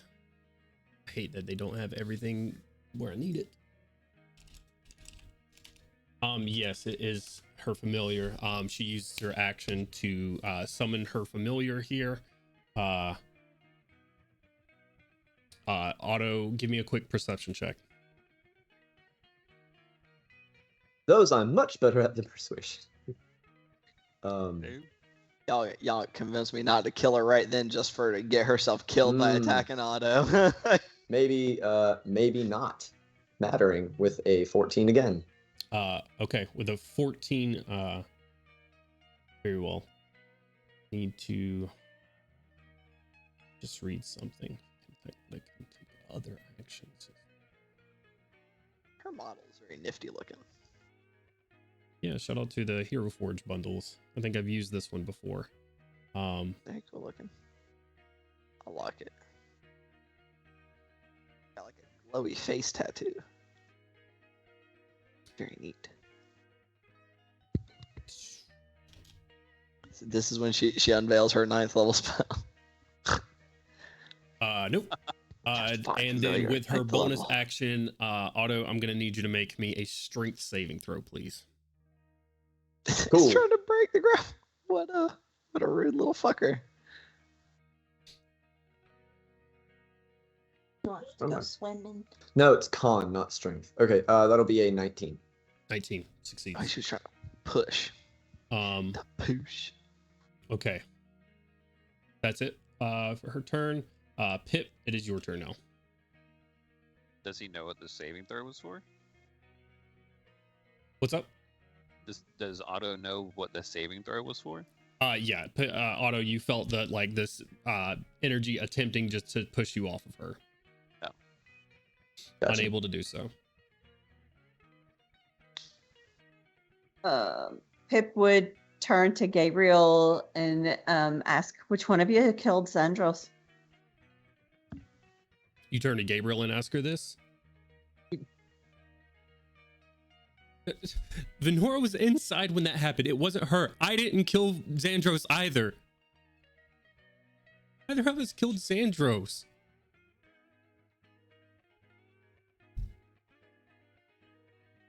And Pip will just turn back and just wait to see how this plays out with Otto.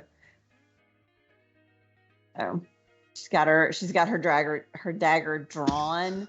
Actually, no, I'll hold the action that if she falls away from Otto, that she'll try to blast her if she's within range. What's the tiny range of your cone? I think far. it's 60 feet, right? Yeah, she'd I be think out it of- is. out of So I range might for not. that. Yeah. Okay. Out of range. So in that case, yeah, her dagger's drawn and she's just gonna watch and wait. Okay. There's nothing else she can. All right. That's going to bring us to Azur.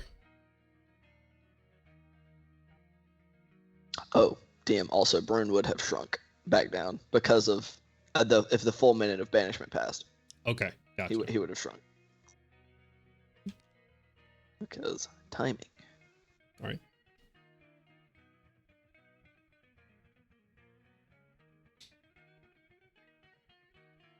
Azur, what you doing?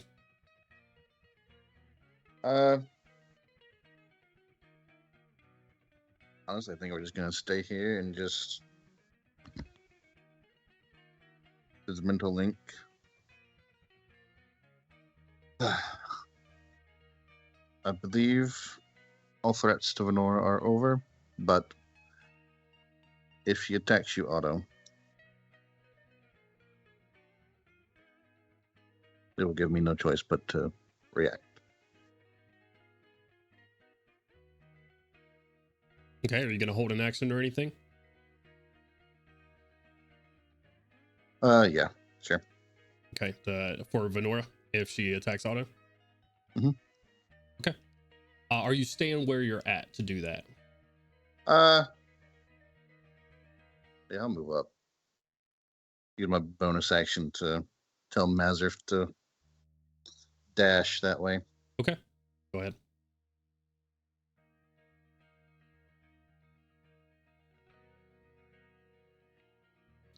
Go and move yourself to where you'd like to be.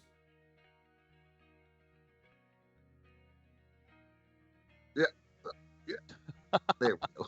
You can use left control to bring yourself up and down while you're flying. Just hold it Yep. down. Yeah, All right. So you get right there. that's more fun. All right. Very well. That is going to bring us to Gabriel's turn. And they are going to once again run over here. Past everyone, looking out at Otto and Nora. And she's going to, you see, Gabriel says, Nora, please, we can just leave here. We can go. That's it. Let's see. Brune, Koshik, and Artyom. I'm gonna kind of put you guys on the same page here. If there's something that you guys would like to do, Brune first. After this point, ground the head of the javelin and is just gonna turn and watch. Okay.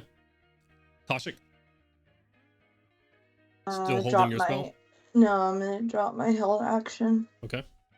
Anything and else? just vibing, watching, looking with my little eyes. Artyom? 160 feet to the east.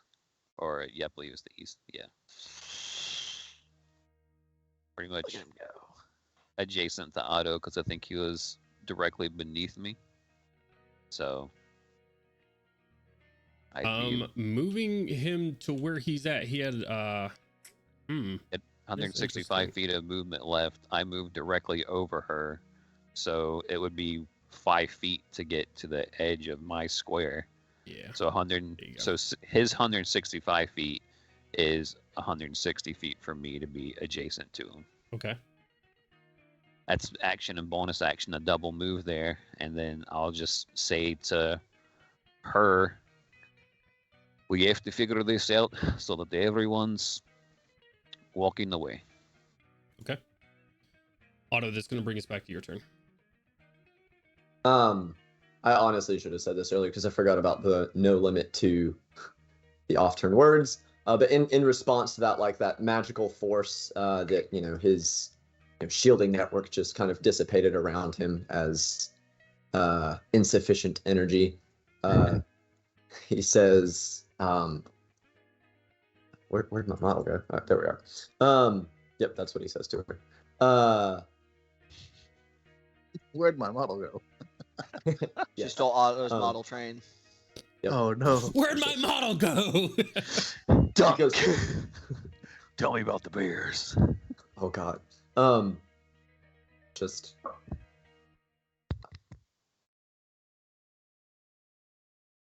cease fighting. If we fight each other, we will die. This goes for now. He's saying this like just as he's going. This goes for the fight against Soriat. Enough people who did not need to die have been killed. Let us make it stop here. 180 more feet. You gonna move her another 180 feet away? He's getting out of any kind of attack range of the party. Okay. Oh. Okay. I mean, at that point, I wouldn't be able to keep up. with Otto, make a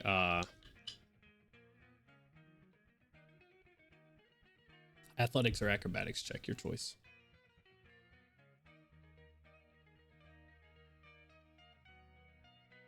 Another 19 never mind. exactly. Never mind. She nat 20. No. Never mind.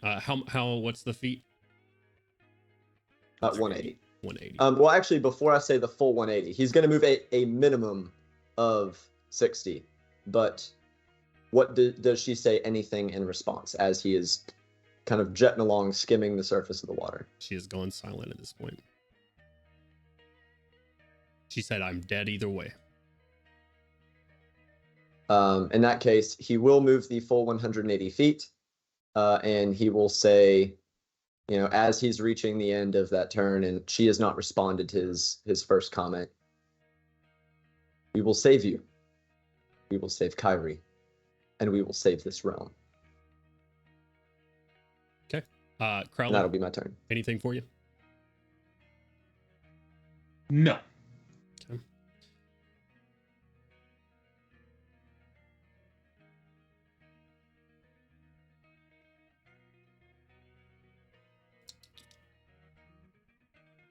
Action to look cool looking at them fly away. Performance check, please. I'm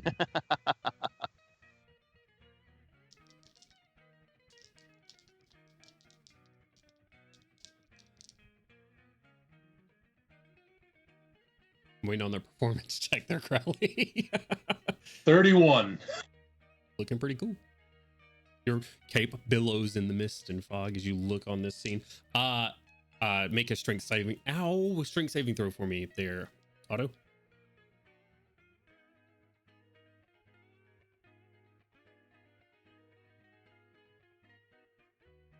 I swear to God, it is a third 19 exactly. Nice. You see that feel that energy attempt to push you away once more. To no avail. She pushes you back as far as she can away from her with her one arm. She holds up her other arm, and you see an icicle form in her palm, and she's gonna make 2 Eldritch Blasts attack you at disadvantage.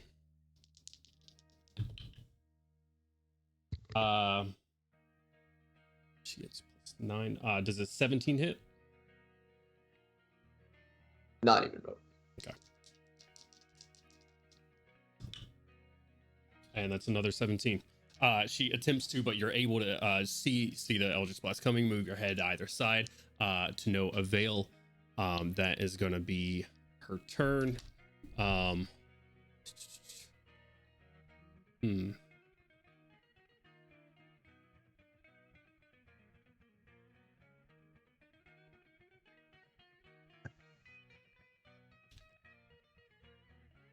RTM, make a perception check at disadvantage for me.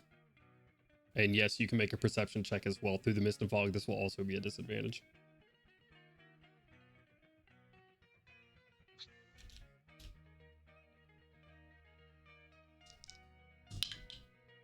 RTM, your DC is 24. My DC is 24? Yep. Or DC what? Perception. Disadvantage, please. Oh, a disadvantage. Mm-hmm. That is a 16 and a 14. So 25. 25 beats the DC by 1. You smell sulfur in front of you, as well as a bit of cold, and then it sort of dissipates, and it's heading towards the direction of Otto. Azur, what was that perception check? Disadvantage. A 10. A 10. Okay. You unfortunately are not able to see out this far. He is too far in the mist and fog. So you'll need to move a bit closer. Pip, is there anything that you want to do on the shore here, unless you got any way of getting over to them? No. He's gonna start traversing toward the what you call it. Okay. The giant thing. So. All right.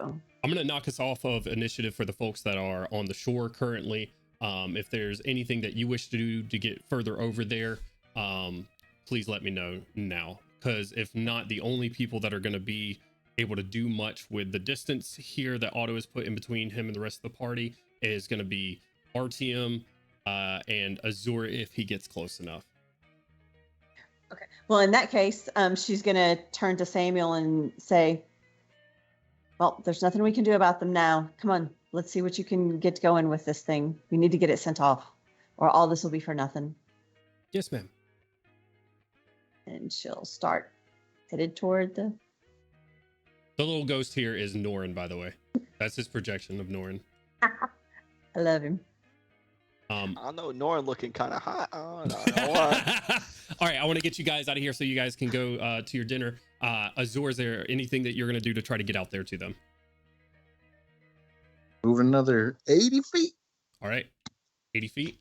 Does that put you close enough to attack? You're measuring from about 20 feet in front of you. 80 feet for you would be right here. I mean, if I can see them. What's the full range? What's the full range of your crossbow? 400 feet. 400 feet. Holy shit! They're definitely within 400 feet. Again, well, she's 250 feet away. Go ahead and make the attack. I'm just gonna say because mist and fog, it'll be at disadvantage here. But she doesn't gain any benefit of cover for Milo being there.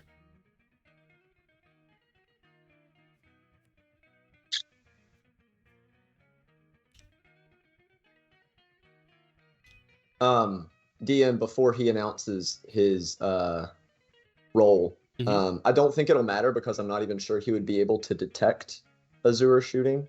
But if he were able to, would Otto be able to use his reaction to try and intercept in the shot? So not just give cover, but try and intentionally take the hit as he is actively carrying her. Do you have a class ability or anything that allows you to do that? No, that is why I'm asking. No? Okay, cool. There are class abilities that allow that. What's the attack roll? Well, before I announce that, I will would say, Azur have been Azur, able to even see yeah, the potential attack on Otto? no, you rolled a 10 for that. Right. And at this point, it's over. It does look like she's fighting against Otto out here, but other than that, you don't know. Would Artyom have seen that with a 25 perception? Yes. Artyom's invisible. In Skype. So he is. Stealthy Oh, boy. shit. Oopsie daisy. I returned. Artyom, you're back. Azur, Uh, because we need to get Cody and Nina out of here. yeah, right. It would be A brief amount of time to clarify for anybody else. Right. We're not leaving forever. 25. Or are we? 25 to hit. Hits. Go ahead and roll.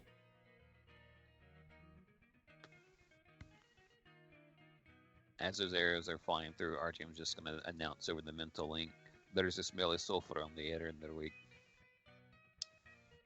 understood. What's the damage?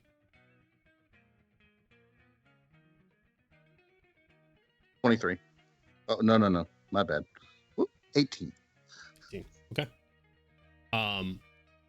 Azur, you shoot the dragon wing crossbow. It sails through the air, hits her in the chest. Otto, she goes limp in your arms. She is actively bleeding out.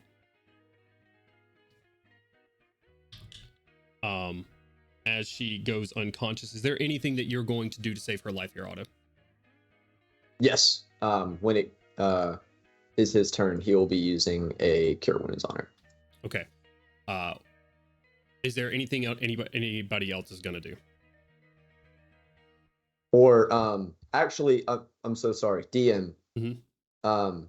Is there more land somewhere in this direction? We'll get to you in a second, Otto. Gotcha. Something's gonna happen before your turn. Gotcha. Artyom would just be moving 160, which will put him like 20 20 feet Feet. behind. 20 feet away from him. Okay. Azur, you moving closer too?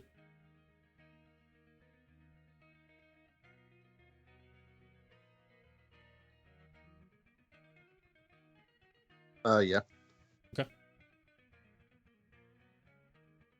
All right. The arrow hits. She begins to bleed out. As she does, I need Otto and I need Artyom to please make me wisdom saving throws. Your DC for this is going to be 26. Right. Oh.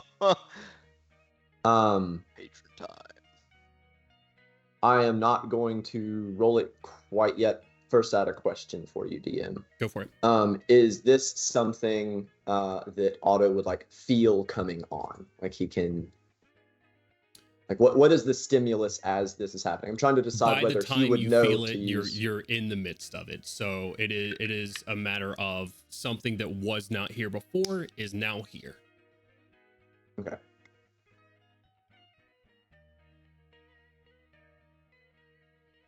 Yeah. No. Okay. 30. 30, 9. 9.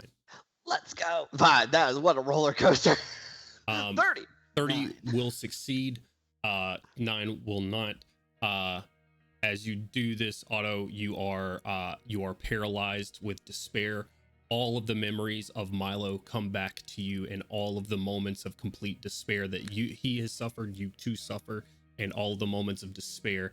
It is like the feeling that you got next to Venora or near Venora when she attempted to hit you with the spells, except for 20-fold. Artyom, you feel the same thing. Otto, you are currently incapacitated. Artyom, you're not incapacitated when it happens, as you see a figure sort of walking across the water through the mist and towards Venora. This figure is what looks to be like, or what Kent and Cody would probably recognize as like a White Walker, almost, as a body made of ice, sort of, with spiked horns made of ice growing out of his head, eyes of an icy blue nature, and he simply walks up to Otto, holds his hand out, and you see a visage of Venora being pulled from her body as she screams and cries, her own spirit being snatched from her body into his hand. It floats into the silver necklace that she had been handling on the bus, and then the silver coin flies to him. As he does, he just looks at the rest of you, this feeling of despair within sight of you. He turns his back and walks back into the mist. And that's where we're going to go on break. Yo! Thank you guys for joining us. We're going to take a little bit of an early break. I tried to get you guys an early break. I'm so sorry. But we're going to go on break. Much love, guys. Drop a follow if you haven't yet. We'll be back here in about 30 minutes or so. Don't go anywhere. Drop a follow if you haven't yet. Much love, guys. Bye. No, not bye. See you soon. Don't go anywhere. Keep your screen here. That's a threat. Finger guns. See you Or soon. persuasion. Intimidation trick. And hello, everybody. I definitely didn't click on the wrong scene again. We're Hard Knock Dice. This is across Eberron. We're going to pick it back up where we just left off. In case you missed the first half, we started in combat. A desperate person from New Kyrie, Venora, which the party is rescued from her grievous injuries, although the Mornlands had kept her animated and living for whatever reason. She'd been rescued from those injuries. However, the party, realizing that Venora was incredibly desperate once she attempted to try bargaining with the party, that I'm not sure how to take that comment. That took me so off guard. However, after attempting to bargain with the Shining Vanguard, saying that they could send the Colossus to New Kyrie, and they'd be doing two good things at once. They wouldn't have to worry about any repercussions from giving this to the Lord of Blades, but also they'd be giving New Kyrie a way of defending themselves. However, Shining Vanguard had to decide on what would give the world a better chance against the invasion of Zoriat. So after this was made and a fight was started between Venora and the party here, Venora was pretty quickly dealt with. Once she fell unconscious and was bleeding out from her wounds, something from beyond came about. Her patron, claiming her soul once more, and the pendant that she had been in her hand, she had been messing around with in her hands, and walked away with her. We now pick back up with Otto, Artyom, and Azur all floating over Starmantle Bay, and it's completely silent. Shining Vanguard, what would you like to do? Bruin will have, after a few beats of still watching in the direction of where they went to, would have turned and followed Pip and Samuel. Okay. So we got Pip, Samuel, Norin, and now Bruin walking towards the Warforged Colossus. What are my folks over the water doing at this very moment? Once that entity disappears, Otto, your circuitry comes back online. Those memories of just pure sadness and despair, you're able to move once again. And all of those images that were just sort of flashing in your registry have now stopped. You're in control of your own mind at the moment. So first things first, is the body in his arms simply, I know she was bleeding out already. She was in the process of dying. Is that still simply a body in the process of dying, or is it now deceased? Give me just a quick medicine check. DC 10. I looked around for my physical dice because I'm an idiot. That man sucked her soul out in your hands, and you don't know if she's dead. You said DC 10? Yeah. I rolled under 10, but I'm pretty sure I have oh god, I have a huge bonus. All right, yeah, no, that's a 17. The 17, you see that she is completely limp. She's no longer breathing. They are, even though her wounds, she's not just bled out, she is just dead. She is cold to the touch already. Something in the water stole her soul or something. Maybe let's definitely get away. Artyom, make a. I was 20 feet away. Yeah, no. This isn't to Oh, see okay. it. You're saying something in the It water. I'm gonna walked say past you, make though, a didn't religion it? check real quick. No, it walked from the deeper into the bay towards them. A religion Oh. check. Yeah. Dirty 20. Dirty 20. 17. With a 17 dirty plus 20, you know that was very clearly not something from the water. It actually, like, even though it appeared to be walking on the water, just sort of passive perception, was not disturbing the waves at all. Some entity. This was very clearly something, and the way it made you feel, even though you rolled a 30 on that save, the way it made you feel like the time you realized that you had been moved 1,500 years in the future and that everyone that you knew was dead. Right. Yeah,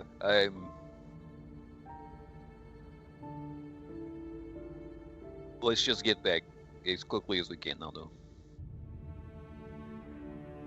Is the mental link still up? I am actually I'm saying this on the mental link. Yeah. I'm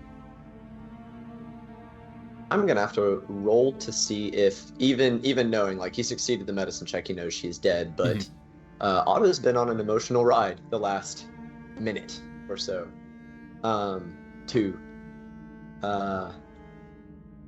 I'm gonna roll to see if he tries to heal her anyway. He does not. Artyom, you may see, like, you know, the auto injector for his serum, like, kind of pop out of his wrist gauntlet, but he does not apply it. And with a hiss, it kind of, in a click, it folds back into his arm. But he is still going to hover there for the entire duration of his haste and through the round, which would be 8 more rounds, and the round of mandatory paralyzation after. Seeing that the Otto's very clearly having a bit of an issue with this, Artyom would kind of flap over to him and not on the mental link, just kind of say to him, it never gets easy, and it never should. Is Gabriel in the mental link? No. Okay. Samuel is. Sam is, yeah. I tried to remember. Sammy. Yeah, but I think you said that was a direct message anyway. Yeah, it was a direct message anyway. Artyom, I know this, you weren't trying to convince me of anything per se, but would you do me a favor and roll me a persuasion check anyway? Sure. At advantage. All right. That is a 15. I don't know if you're sitting there for the full, like, 40 seconds or whatever that was left in the haste.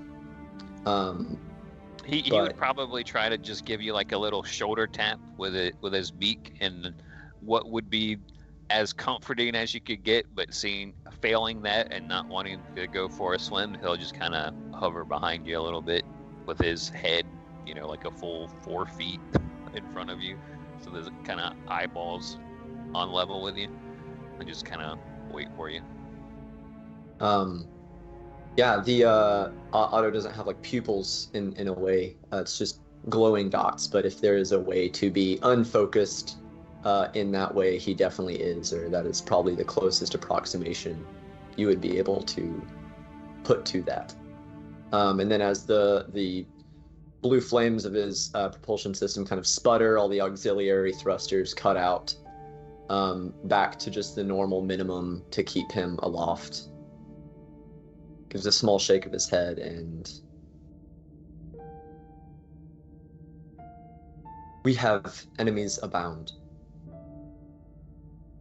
Why did things end like this? There was no need for her to be our enemy. Ultimately, we had the same goals.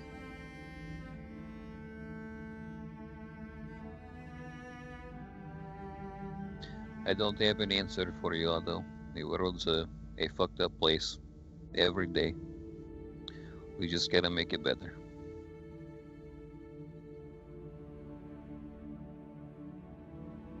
That is what I was trying to do. And at that, he will begin to hover back to the group, but he's not like double moving. He is just slow, the flying equivalent of walking. Slow flight back to the bay where the rest of your friends are. You see that a couple of them are moving towards the Colossus. You land over there. Gabriel, sort of a moment of confusion, but you see they look at Venora, and it's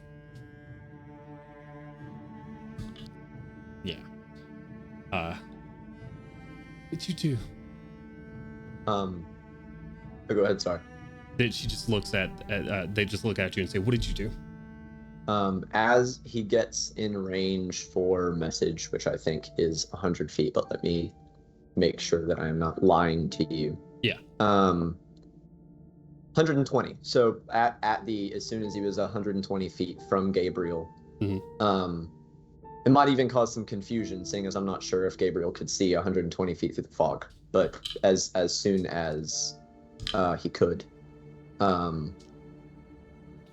he would send a message to Gabriel. It was not us. Would he have been? I'm assuming he would have been able to pick up the even if he doesn't understand D&D mechanics. He understood some aspect of the relationship that creature had. Like that was something that had to do with her powers. Yeah, give me a quick religion check. Gotcha. I think he is. No, he is not trained. Okay, well, Milo is trained. Otto is not trained. I rolled a 19. That'll be a 24. Yeah, I mean, it is very clear that you interacted with Venora before you interacted with this entity, or whatever it was, and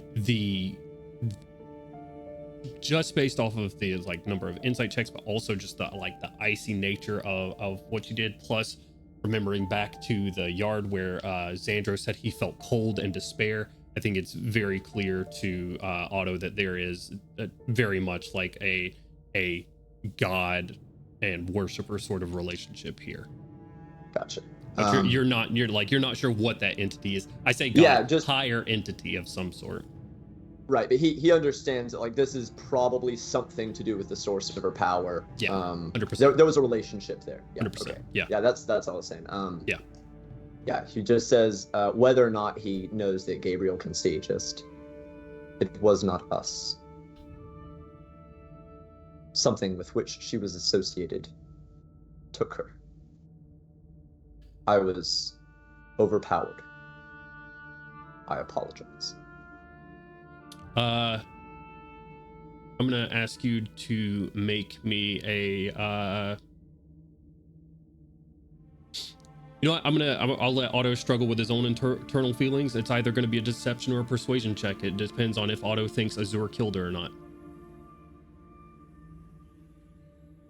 I'm gonna say no, because he knew he had the materials to save her life. Sure. He knew Azur was trying to kill her. Gotcha. Okay. Does Otto still have his inspiration die? Inspiration lasts 10 minutes. Yep. It would still be up. You know what? Actually, we are gonna use that's a D12, right? Yep.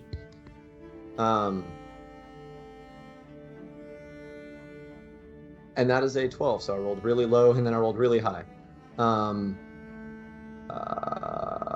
was an 18 plus. You said persuasion. Yep. And with my mighty +1, another 19.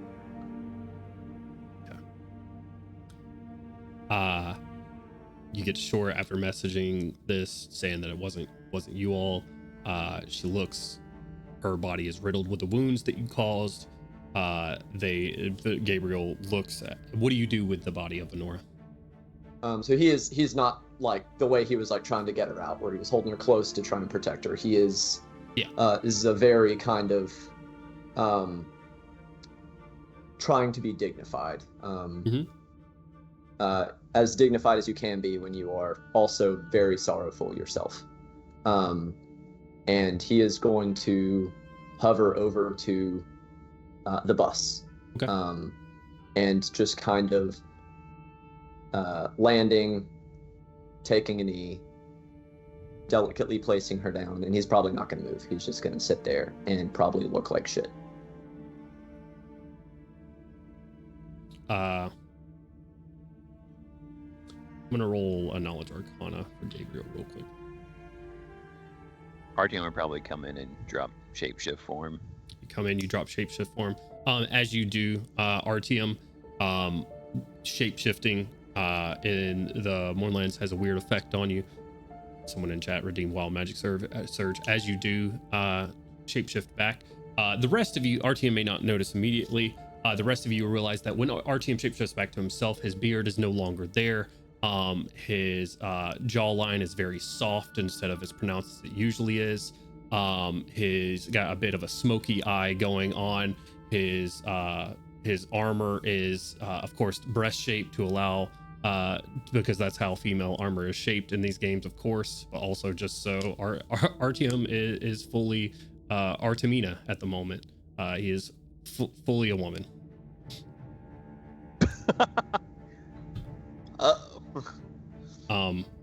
With a natural 1 on her knowledge arcana check, Gabriel does not realize that you have the ability to bring anyone back. She doesn't. They don't say anything as you put them down on the bus. They just grab a hold of Venora and weep.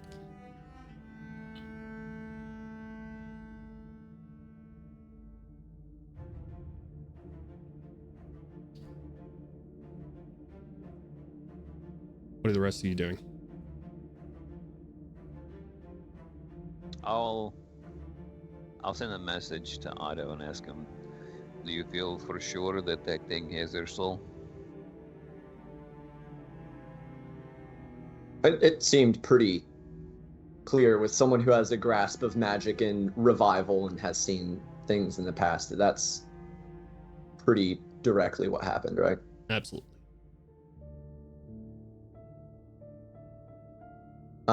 Did it seem in any way similar to when the scythe? Oh, you know, fuck you, man.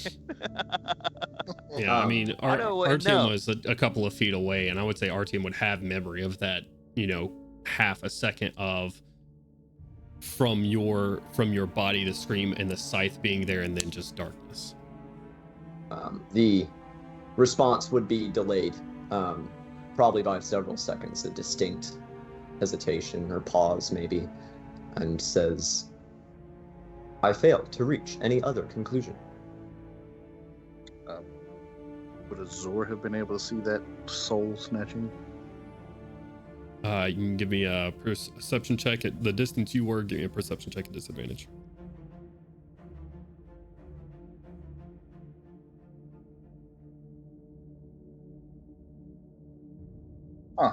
Okay, that's odd.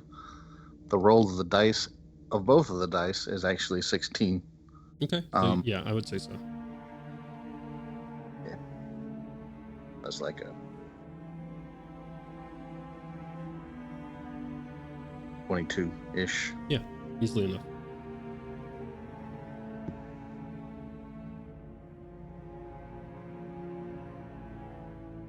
Artyom's having a serious moment. Does one of these. Surprise. He just turns around, does some gestures, comes back through, looks maybe like 15 years younger, but normal Artyom. Just looking left and right, casting alter self at will. Yeah, absolutely.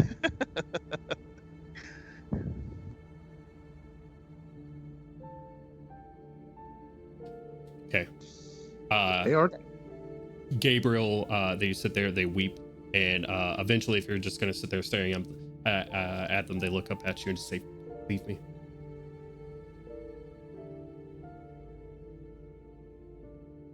Go do what you're going to do and leave me.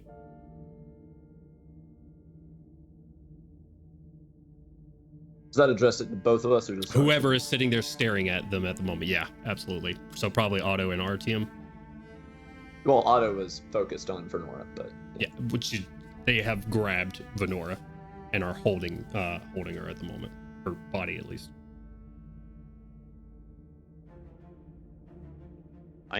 I feel pretty sure, but these people At least one of them super can't be trusted. Yeah, So roll do it. a quick little insight check, Go for it. just to make sure. 19. The 19.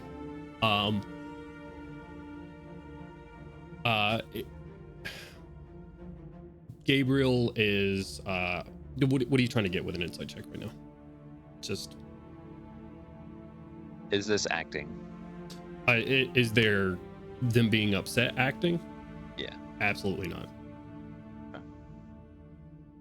You're Alright. certain with a 19 that they are 100% genuine. I'll leave them to it. We have a party that is moving up to the Warforged Colossus with Samuel. Artyom and Otto, are you joining as well? Are you leaving Gabriel here at the bus? I just want to make sure. Is everybody going into the Colossus itself? No. Otto would not be going quite yet, so if you need to rejoin them for a few minutes, that's fine. But Pip would say over the middle link, like, don't let it be for nothing. Come on. Maybe we should leave the drone with them, the dragonfly, just to be sure they're safe. An excellent idea. Please stand by for further surgery upon my return. And he will turn and head back towards the bridge. Okay. And he will direct the dragonfly to kind of keep an eye on them and make sure, or not to like force them to do anything, but to kind of. It is meant to be a benevolent oversight. This is not like warden Right. oversight. She's not paying attention. Not even going to roll a persuasion check or a perception check for them. I'm going to ask really quickly, are you lying to them about more surgery? Because if I'm pretty No, sure he is- it was done. It was done for Vernora. The tracker well that as I Gabriel. have. I have that Xandros died, so Xandros Xandros didn't get died, finished. that Vernora was finished, Mhm. and that we had 12 hours of progress on Gabriel. So I still had a couple of successes necessary to complete Gabriel's surgery.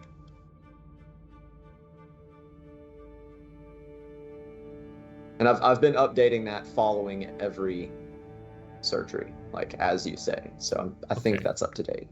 I was fairly certain that you guys finished it when you were rolling up to Metro, or actually, No, we very Yeah, to specifically Metro. didn't finish. We knew that we were gonna have to finish it so, on the way there's out. one like, more check needed to be made. So you're at 6 hours of surgery left. So there's one more check. So you're okay. Go ahead and give me another persuasion check really quickly. I thought you had completed it. Need to double check that. With a 16 on the dice, Okay. a 17. 17. Okay. You leave the dragonfly with them. They continue to just be there with Venora. You guys walk through into the Colossus itself. This Colossus, Nor down the arm, a nickname for Norin DeCanith, who walks with you. With a combination of knowledge from Norin and just Otto's keen memory of walking through this before, you guys are able to walk through this Colossus. It's been locked behind blast doors for years at this point down at the bottom of Starmantle Bay. It is completely abandoned and somewhat creepy as you do. As Otto and I are walking across this bridge, Sure. With a bit of a question, he'll just out loud ask Otto. So, Dawson's going Waterforged. And this is a Waterforged Colossus. Could we put them in there? Would Otto have seen enough of the interface and mechanisms in the last one to know that? Because I know he wouldn't have access to the blueprints prior.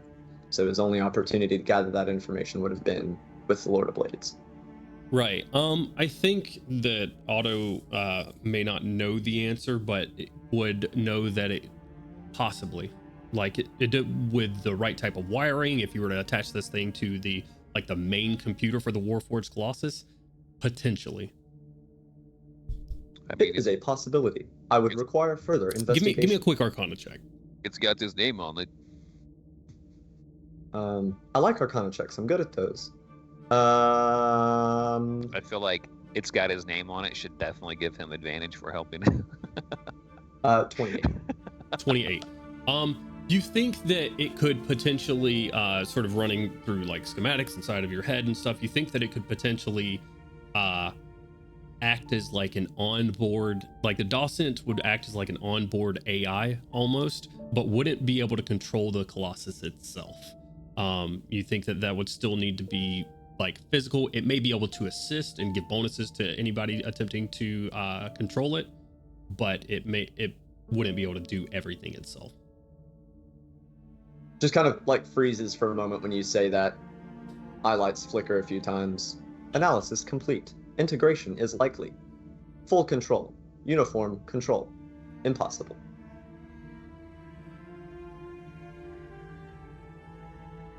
And then he'll begin walking again. Yeah, Okay. maybe there's a conversation we should have. It might limit the chances for the Lord of Blaze to do something bad if we have someone holding down the fort a little bit. You hear Norin's voice come through the line, as he is a Docent inside of Samuel's chest, who is in the link itself, and he says, that would separate me from Samuel. Indeed. And put me in a way that I couldn't control my own movements. Indeed. It's just a thought. I'm not saying that's what we're planning to do for you. It's terrifying. I'd rather not. Oh yeah, Then we it's shall totally, not. Oh, sorry. Yeah, it's totally fair.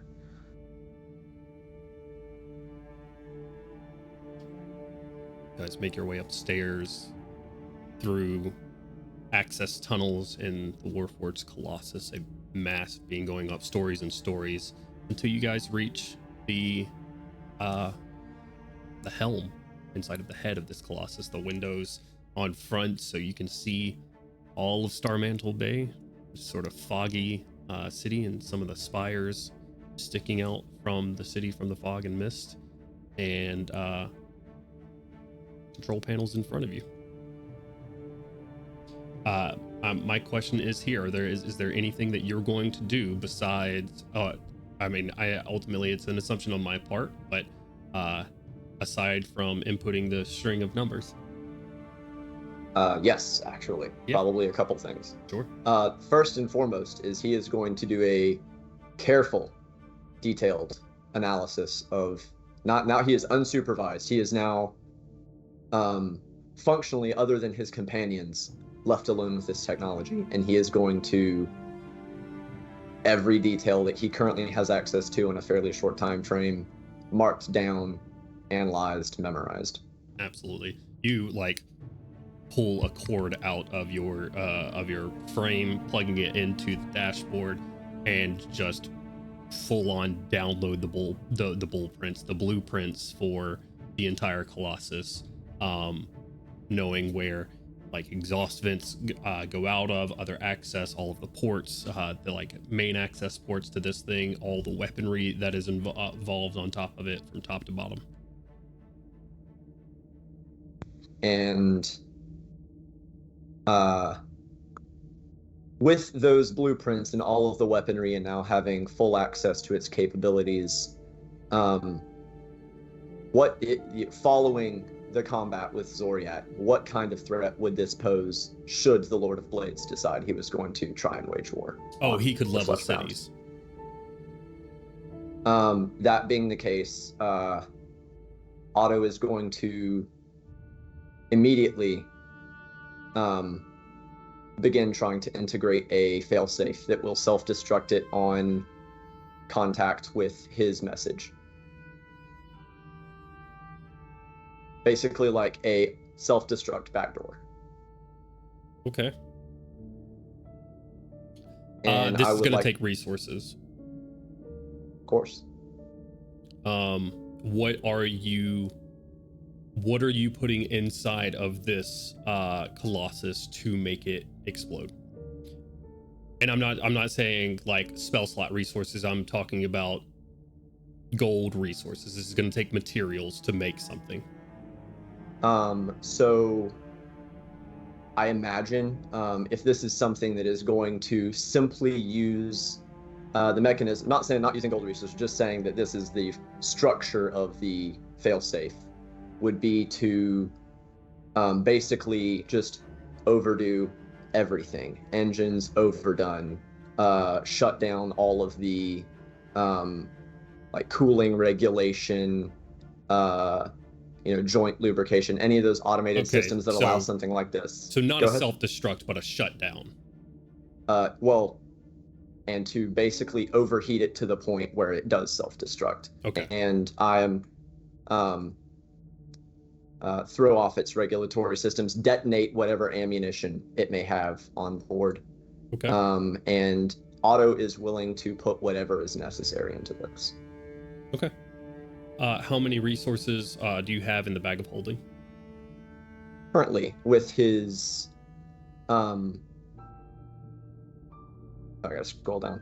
Crafting materials. Besides the 500 pounds of Mavar steel, we have 6,571 gold worth of metal sheets, wires, gems, wood, stones, and crystals. Okay, you're using 5,000 gold of this to make it happen. He will do it. Okay. Yeah. Make an Arcana check. With 5,000 gold of resources, your DC is going to be 25. Fail it by 5 or more, and the resources are expended. That's a lot better than what I thought he was going to say. 5 or more explodes with you on. All I of it, have a Natural critical failures are there for a reason. yeah, I'm gonna say it again before I even roll. We'll be putting a flash of genius on it. And he is probably gone like full non-verbal at this juncture. How many flash of geniuses do you have? I have 5 total. I am down after I use this one. I will be down to 2. Okay.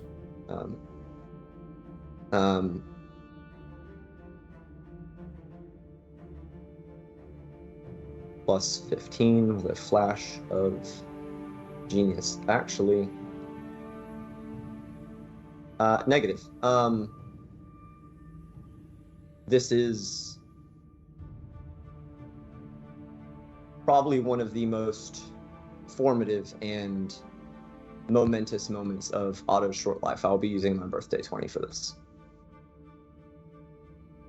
Okay. With a birthday 20 and a critical success, you get half your resources back. You only need to spend 2,500 gold for them. You spend moments of implementing these things into the Colossus's central computer. Norin will assist you with this as well. Not that you need it, but you're sort of sitting there. Norin will, any sort of mistakes that you're about to make that would cause it to like trigger immediately, Norin will help with access codes to ensure that nothing goes off in your favor. And you put in a what is going to be the trigger for this? And how close does Otto need to be? 120 feet. That's the range of his message spell. Okay. So. All right. Very well. Although would it be possible that if he were able to, through some means, transmit the signal additionally? Because I guess I was saying it would be like his little antenna signal that detonates it. I mean, you've used your birthday 20 on this, so I'm asking you how far Otto needs to be from this for it to happen. Functionally, since his radio signal is telepathic, it would be basically a command word transmitted to it from Otto telepathically. Okay. From anywhere on the plane. Yeah. A telepathic command from Otto. Okay. Transmitting a particular signal. Gotcha. Is that signal a word? Is it a string of numbers? What is it? It is probably going to be a fairly complex, not a string of numbers, but it is, Otto is a construct.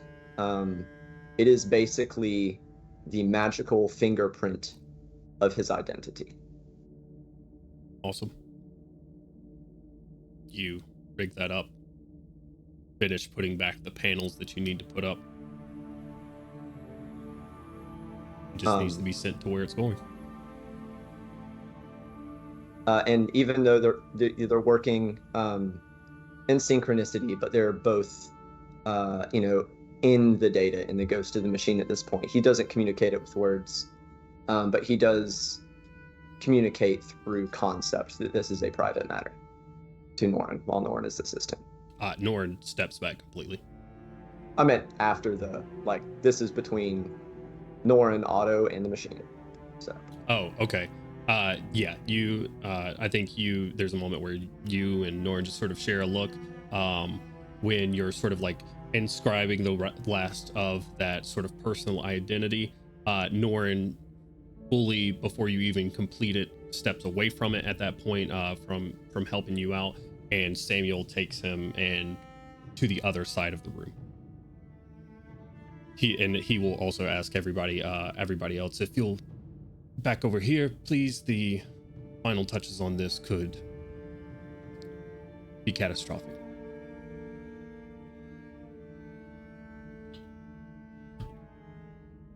How long does this take? Using his birthday 20, a matter of minutes, maybe 20 or 30. Okay.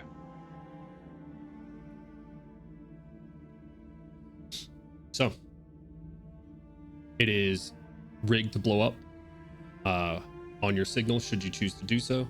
It is ready to go. The power is diverted to the Colossus once more when you powered on the bridges and everything else. You can set a timer to where it's on its way and you guys aren't inside. My assumption is that would be the preferred method. Otherwise, you're going to be taking a trip. I was going to ask that anyway. You're going to be taking a trip deeper into the Mournlands again. But yeah, absolutely. No. Wait. The last thing he would do before he departs, being the last one out, would be to try and reverse engineer that code to figure out where it's going and get a geolocation. Okay. Yeah, I think you could easily do that.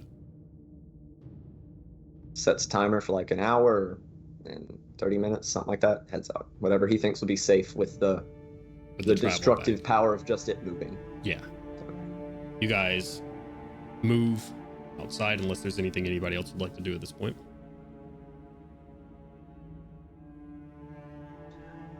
I guess while he was doing that, what was the ground like on the other side of this bridge? Are we still like in a metro area, or is it it's like dirt pavers. or sandy? It's like what? Like pavers, like city pavers. Okay. You guys move out, the timer going off. You see this thing stepping through, however deep this water is, just sort of its massive legs splashing water everywhere. Gets onto the other side of Starmantle Bay and starts moving through the city, causing a lot of destruction along the way. A lot of houses and shit are knocked over. It attempts to, like, anything that would cause structural damage, it doesn't attempt to step in, but like between towers and stuff, it is not just willy-nilly destroying everything, but it is piloted out of the city. You guys are back at the tank bus. You know your destination lies east of you, about half of a day, which is the edge of the Mournlands. With the tank bus, so you have you guys woke up fairly early. This is probably still pretty early in the morning. You waited up maybe a couple of hours, so we're probably at 10, latest 11 a.m. Getting in the tank bus. Crowley will drive for you guys once more, starting up the tank bus, and we'll start heading towards the eastern side of the city unless there's anything else anybody would like to do. Just surgery, if Gabriel's allowing it. Okay.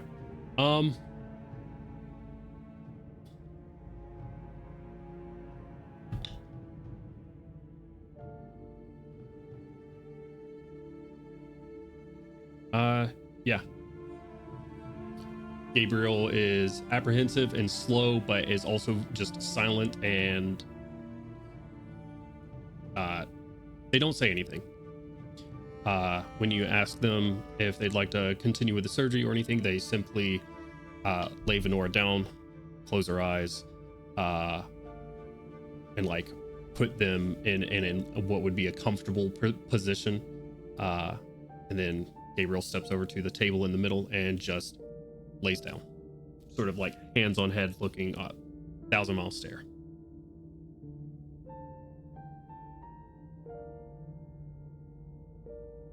Are you going to attempt this while moving? I believe so. We haven't done surgery in a number of sessions. I'm double checking the notes I had on it real quick.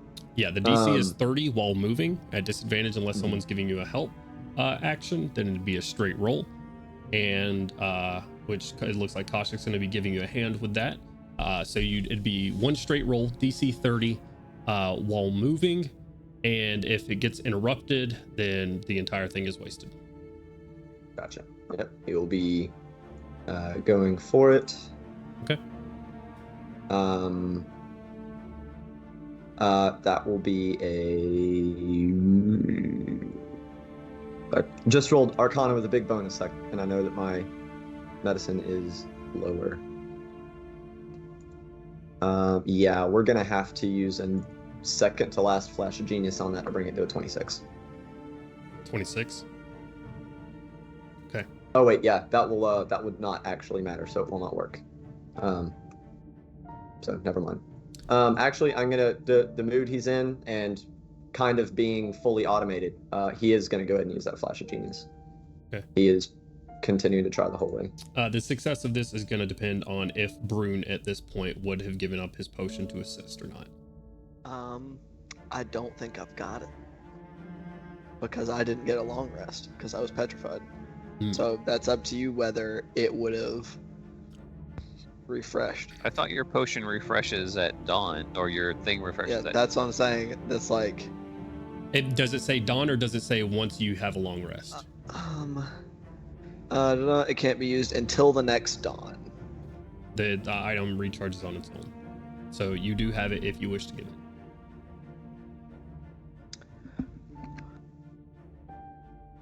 Yeah. He said, "No, I don't think I will." It does take the full 6 hours. There are some moments where the steady drip of the healing potion is absolutely saving Otto, being in this sort of, you're not on the top of your game at the moment, being in the mindset that you're in, Otto. So there are some mistakes made. There's no way to getting around that. There's mistakes made during the surgery, and I think Kaushik could pretty easily see that with her perception as she helps you. The things that are cut are not supposed to be cut, and then the healing potion hits and heals them back. Otto stares a moment and then continues on, ultimately success at the end of the 6 hours.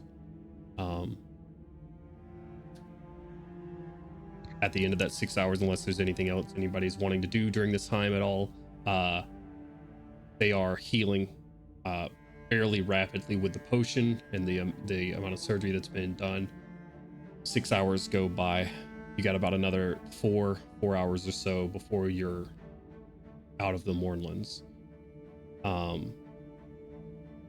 Gabriel stays, aside from the time that they are under anesthesia, they remain silent afterwards as well.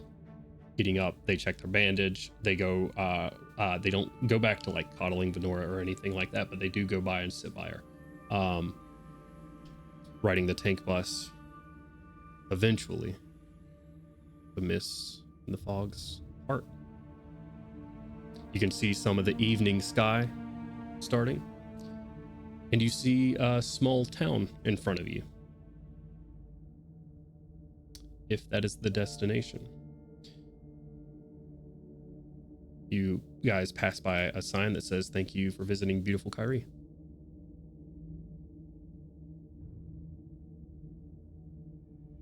That was just uncalled for, Alex.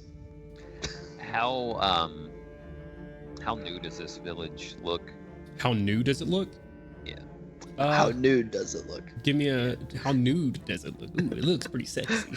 Give me a quick perception check. 23. 23. It's there's a lot of different components to this city. With a 23,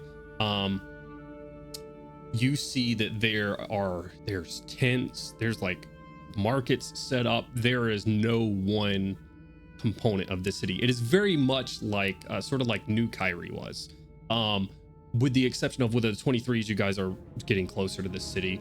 You will pass a couple of no signs this way, but give me history checks. Everybody can.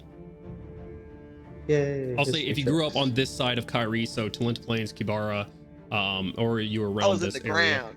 You were underground. I'm just saying anybody that would have been on this side, Carnet, that sort of situation, give me a history check at advantage. Oh, at advantage. Yeah. I get a +0. So I rolled. Give me numbers. 2 8s, so 11. 11. I rolled a 17. 17. Very nice. A natural 1 followed by a 24. 24. Very nice. 17. 17. Okay. 17 followed by a natural 20. Okay. You were almost part of 17 squad too. Is Brune gonna roll or no? Probably not. For above ground city. Underground, yeah. I was All like, no. Okay. Above 10 would have heard of this place before. This is called Last Stop. It is the name of this town. Before the morning, it is a big trade depot. For my 17s, you know that there are tons of shops and inns and stuff. This is a mixture of like New Kyron refugees and also people that are like scrappers and such that go into the Mournlands and back to sell these sorts of things. So it's also a group of people of the more eastern countries like the Talenta Plains, like Ibarra. They come here and they trade as well. For like all sorts of like weird stuff that might be coming out of the Mournlands, or just for like they're coming here to sell stuff to the adventurers that might be going in there or anything like that. With a 24, I don't have much else to give you because that's about the extent of the town. But with a 24, I will say that I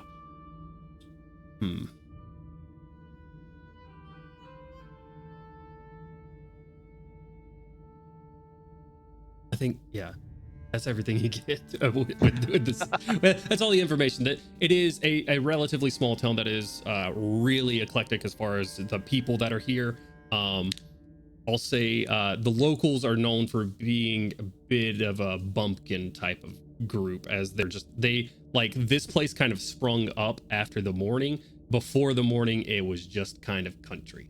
So there are locals that were here, but they're just kind of a simple folk.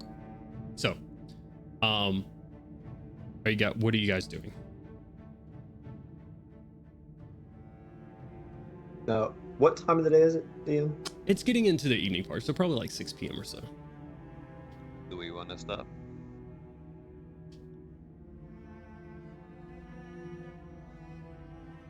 And we are officially out of the Mournlands at this juncture. Yeah, you guys have left the gray mists behind you. I would say at this point, unless you're going to refresh it at any juncture, the mental link has run out at this point. Oh yeah, for sure. DM, I meant to say this earlier, and I just did not put 2 and 2 together through the description. Such beautiful storytelling. I got wrapped up in it. He would have asked that as we were departing getting close to that border, to slow down, be careful. He wanted to please allow me to monitor my patient. Yeah. There are many unknowns. You guys will see monstrosities that are moving in the mists as you go through them. The thickest part of the mists are on the borders of Kyrie themselves, and you guys will see shadows moving amongst them, and through this mist. Predators stay on the edge of here, and they wait on folks to try to enter, and they use the mist as cover. So. You will definitely see those. There's nothing in there at this very moment that is going to affect your trip as you make your way through, but you absolutely know that there's shit in there. But the purpose of that statement was he was wanting to monitor the surgery wounds to make sure they didn't open up. Yeah. No. I was just kind of letting you guys know, but okay. No wounds. The surgery is successful at that point. You guys would actually say surgery's probably finished at that point, but that is the time you're sort of monitoring everything. With the healing potion going on, you see the wounds and the scars start healing. And Gabriel's probably awake at this point.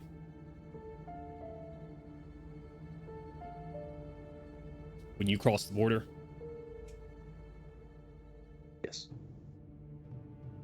I think. I'm not the one driving them, so. Yeah. You cross the border and Gabriel's completely fine. They seem to move around. You monitor them, make sure they don't go too far with what you've just done. But they sit up, you cross the border. There's a moment of hesitation. They sort of move a little bit, but they're completely fine. You're muted. Of course I am. Otto using one of his cantrips is like kind of one of those like things that tests for radiation to see once the moorland has Cantrip. yeah he's got like druidcraft going as like a Geiger counter or something. But once the signals clear up, he is going to ask Gabriel. It would appear that the magical signatures have clarified. May I please please support your healing with magical assistance?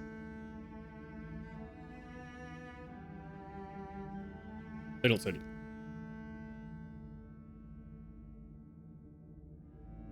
And he will follow up with a 4th level cure wounds. Okay. Use that 4th level cure wounds at full healing power. As you see that it is not dimmed by the moorlands, nor does it cause any sort of harmful reaction or otherwise in this bus, in this tank bus. Casting that, Gabriel looks at the town coming up, and they say, "That's where I'll leave." 30 points of healing. So. Okay. That is like 10 times their hit points, so you're good. Absolutely. Expedites the healing They have process. 3 HP. Gabriel does not have class levels. Since Gabriel's up and at him, I'll say in his head, I know you might not want to believe it, but Can I be honest with you? I don't want to hear anything else you have to say.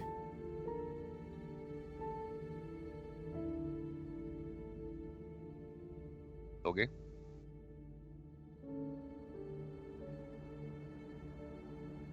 You're welcome, asshole.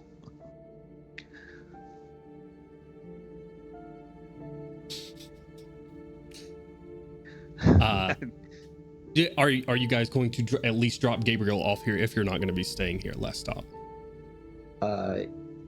Yes, and I know I've taken up a lot of screen time this session, but we're currently where we're at this moment having this conversation in sight of the town, correct? Yeah, you guys are. Crowley is gonna head to the town and drop Gabriel off unless y'all say no for some reason, or a reason of your choosing. Otto is going to ask to be dropped off. He'll say, I will catch up shortly. My propulsion systems are more than sufficient.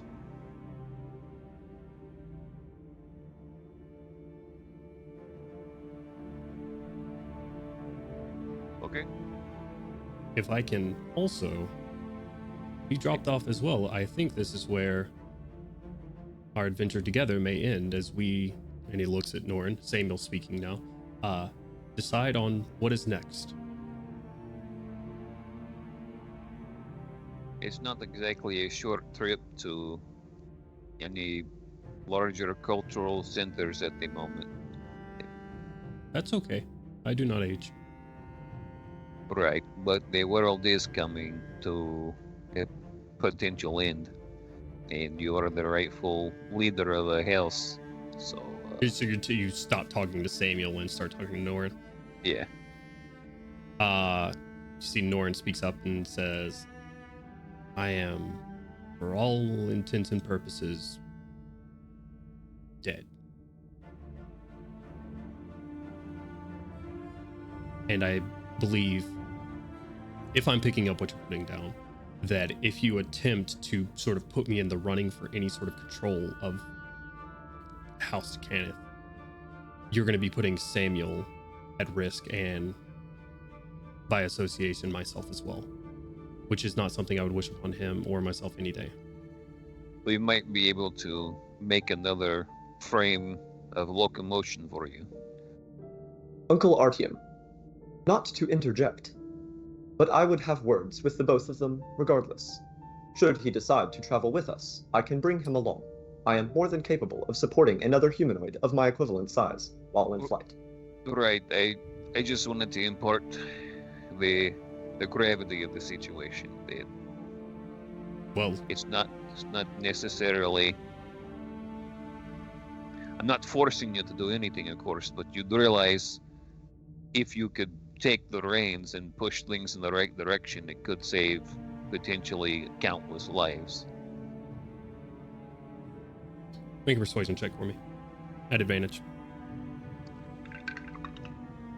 That is a 6 and a 20. Natural 20? Natural 20. 21, Sins of baby. your father. Norrin looks at Samuel, and you see he's a hologram, so his body's like suspended in the air right now, but he's like puts his hologram like elbows on his knees and like to get on eye level with Samuel at this point. Says, listen, you and I have created beautiful things together, and they were all meant to save people. All of the shields and armor that we made were always intended to help save people. We never made a weapon. I think we may want to at least hear them out. But you're the main decision maker here now. It's up to you. Samuel takes a moment and says,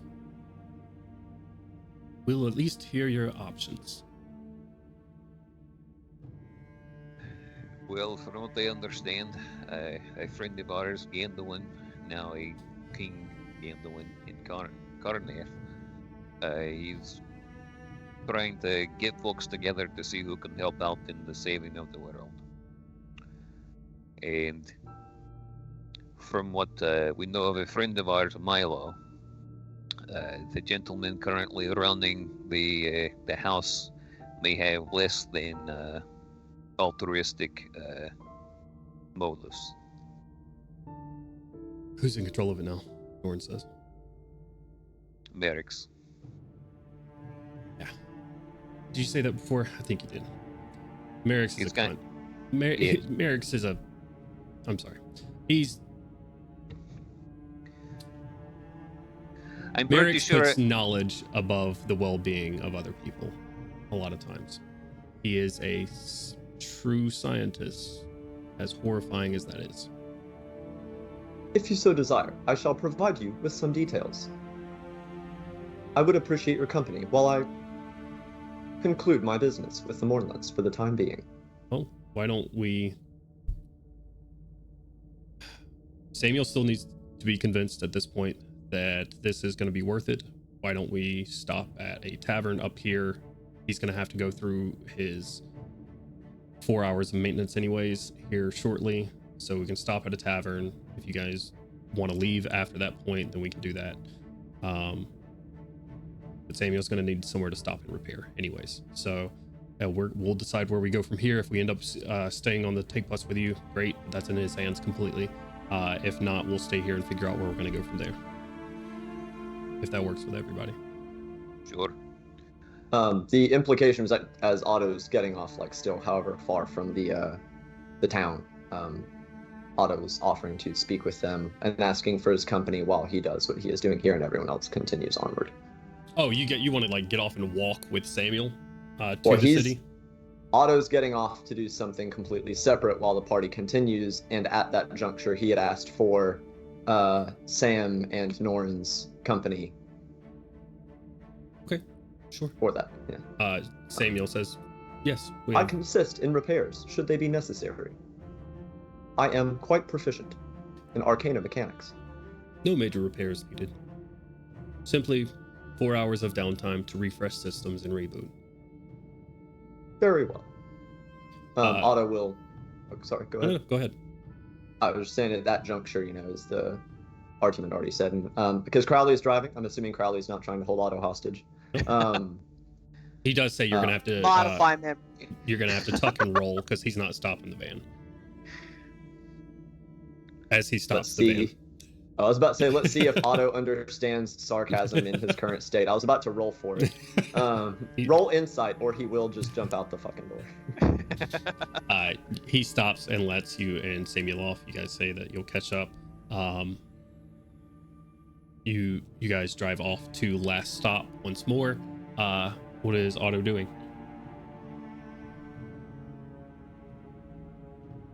You're muted. Muted. He is going to stand there for a few minutes and kind of look back at the moorland. He doesn't say anything initially. And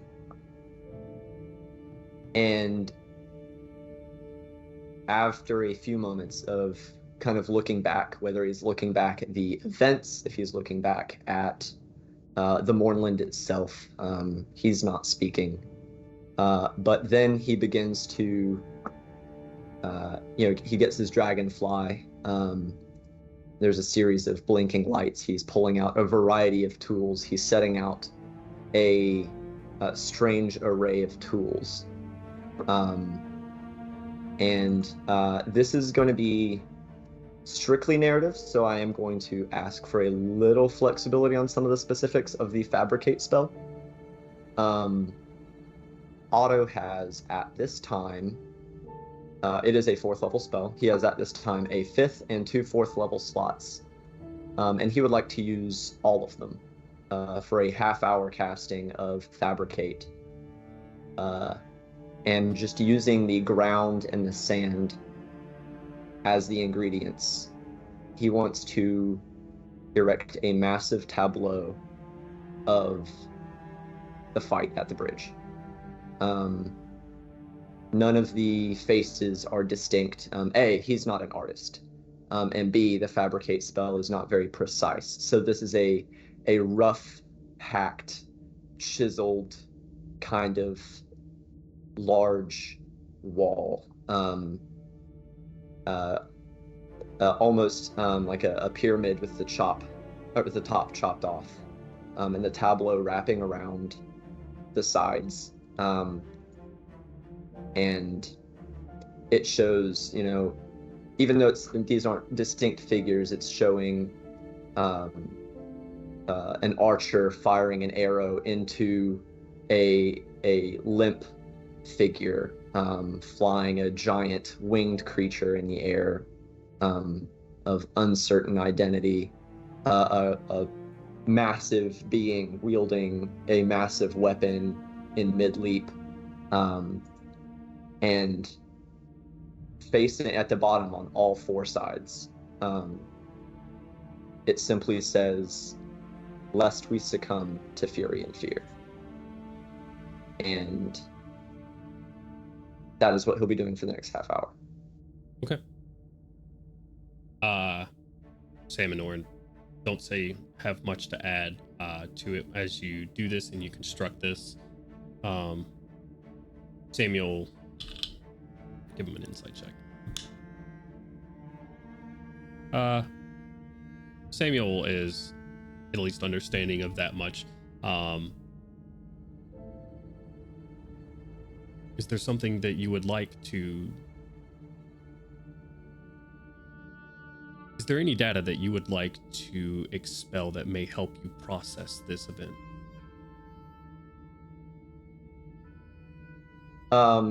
He probably doesn't. He says that at the conclusion. Of after you're done. spell, He probably like 10 minutes after you're done, and you're like if you're looking at it. Oh yeah, Otto probably finishes it. He's standing on the side of the structure. And this isn't, and the reason I'm using so many spell slots, this is intended to be huge. This is a monument. Yeah. A monument to a tragedy. And he's standing on the side away from the Mournlands, facing the monument or the Mournlands, and it's still kind of uncertain as to whether he's looking at the Mournland itself or the monument. And even though Sam waited 10 minutes after the conclusion, there's still probably a multiple minute delay before he responds. He says, I believe it would be appropriate for us to have a most extensive conversation. And I know it's still kind of early in the session, but because of a variety of reasons, I think I'm actually going to have to bow to the rest of the session. That's really rough because I wanted to talk to you. You bitch. There's some stuff. I'm so sorry, but based on that conversation and other stuff, I wouldn't know how to proceed with that interaction with you. Okay.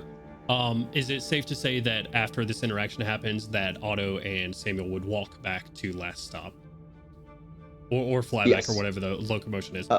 Walk back at best, because this is probably going to be a long conversation. Yeah, absolutely. And Sam and Norrin will walk back with you.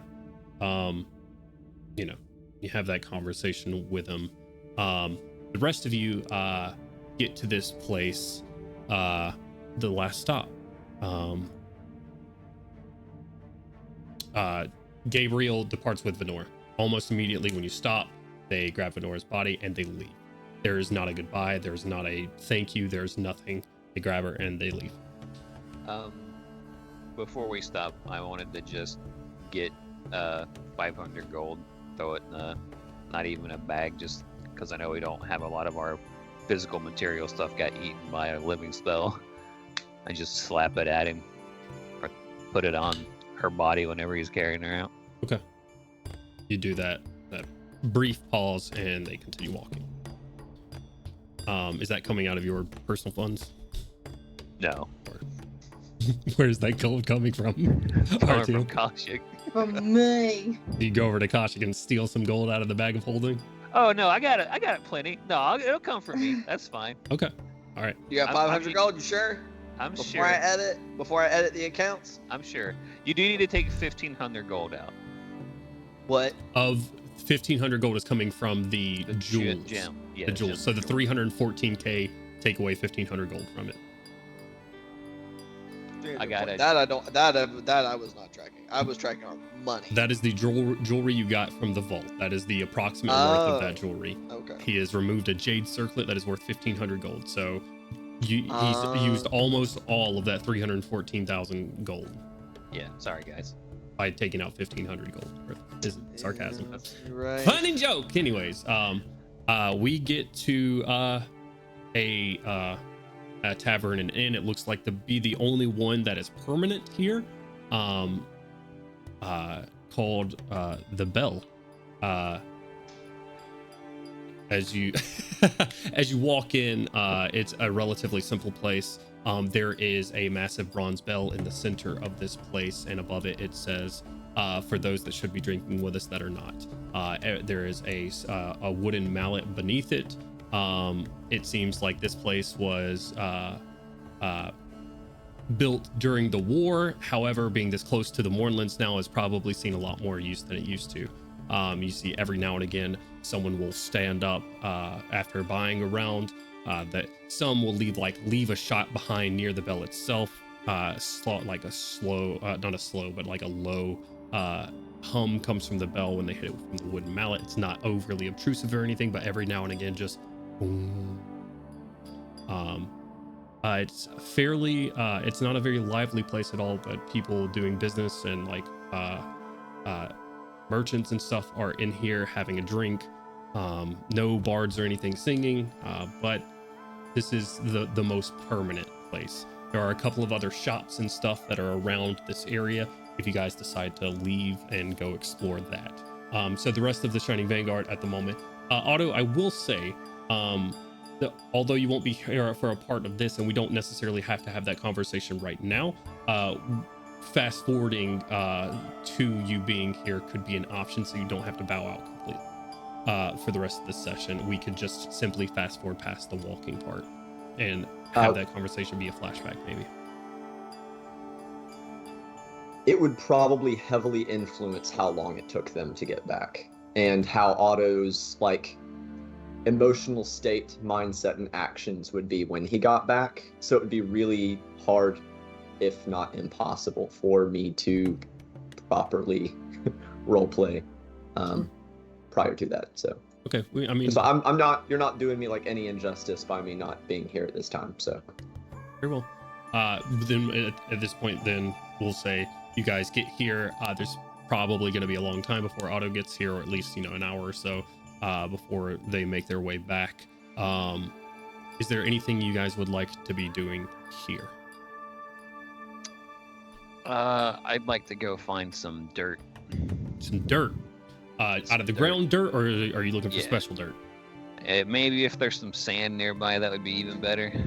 All dirt is special dirt. If you're a druid. I'll cast detect sand. Detect sand? It's everywhere. Oh god.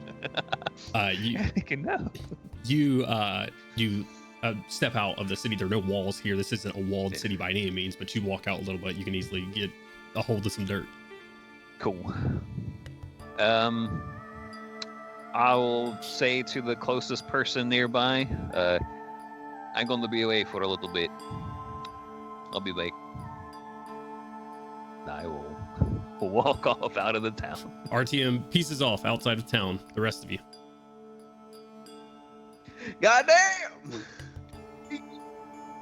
Nobody here. Fuck, everybody's leaving. Alright, I'm leaving too.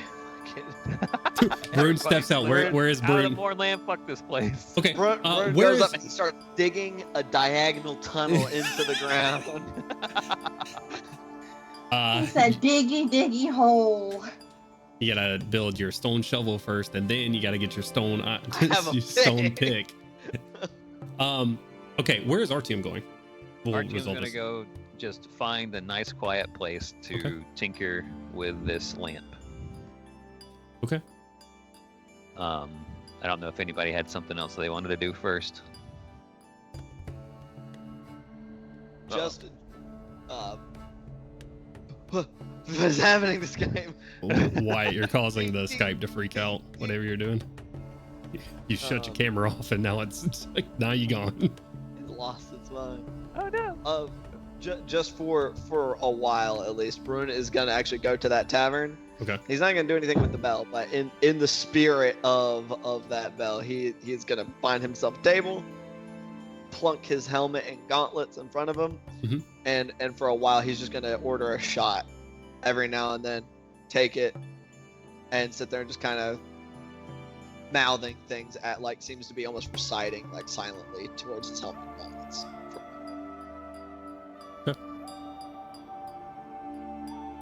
Zor, Koshik, anything? Zor, probably go to the bar, grab 2 shots, take 1 shot to the bell, do the ritual as he's been seeing, and then join Brune. Okay. Silent. Hit Koshik. Yeah. Join Azor.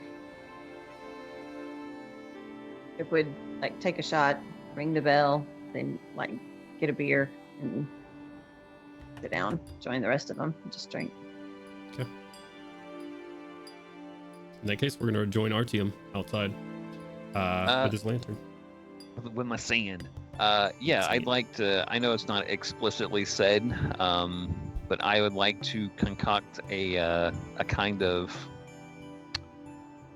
glass encasement for this lantern. That, if allowed, I'd be able to maybe like use an action to druid craft and change the opacity of the glass on it. Okay. So that could make it light and not light. Yeah. And then just kind of, with some vines or something, wrap it up and make it mobile.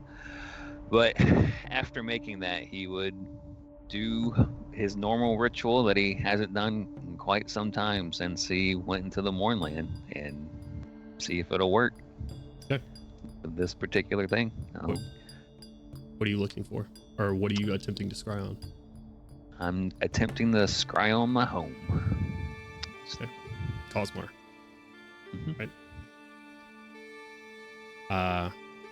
Just the land itself? Town square, middle of it. See if there's just anything there. Okay. The wisdom saving throw for a place. Once again, Artyom, you attempt to scry before. It always fails immediately. You attempt to connect to a place and you've hit the shroud every time. Every time. This time,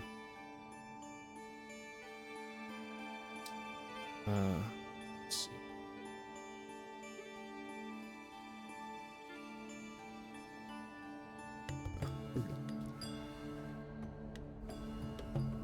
Artyom, your vision travels thousands of miles across land and sea. Goes to Adar, where you're stopped every time. And it's a moment of resistance. Then all of a sudden, your consciousness sort of becomes part of that resistance, diffusing through the shroud and back. It's where it all started for Artemilk. 1,500 years is a long time. 1,500 years, a lot can change.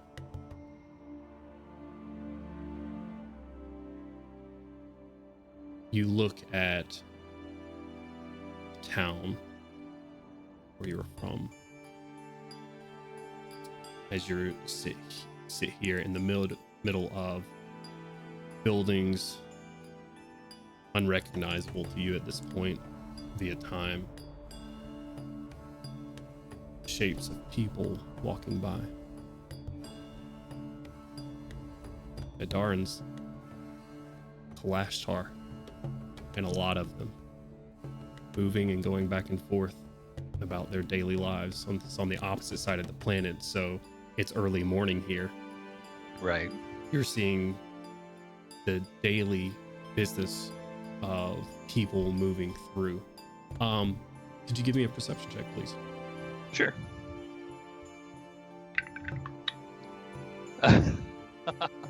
Yeah, that's a hell of a perception check.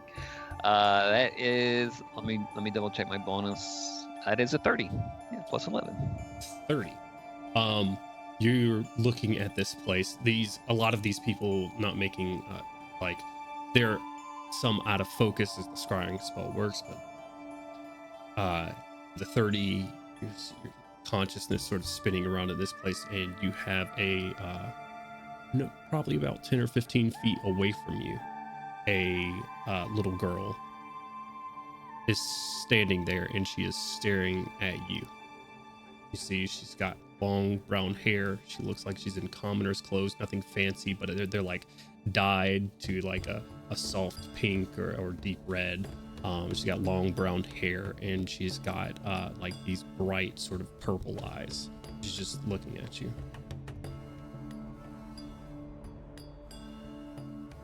I'll just smile. Can't say anything to her, but yeah. She holds her hand out and beckons for you to follow her. Can I will my sensor to follow this? Yeah, I'll do that. You start moving through these buildings. Everybody else is just passing you by.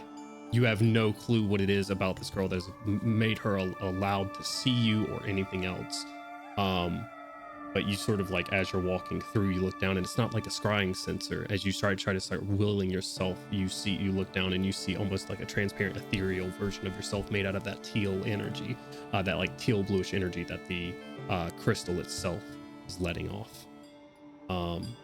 As you make your way through these city squares, passing by your people, your native language being spoken all around you at this point.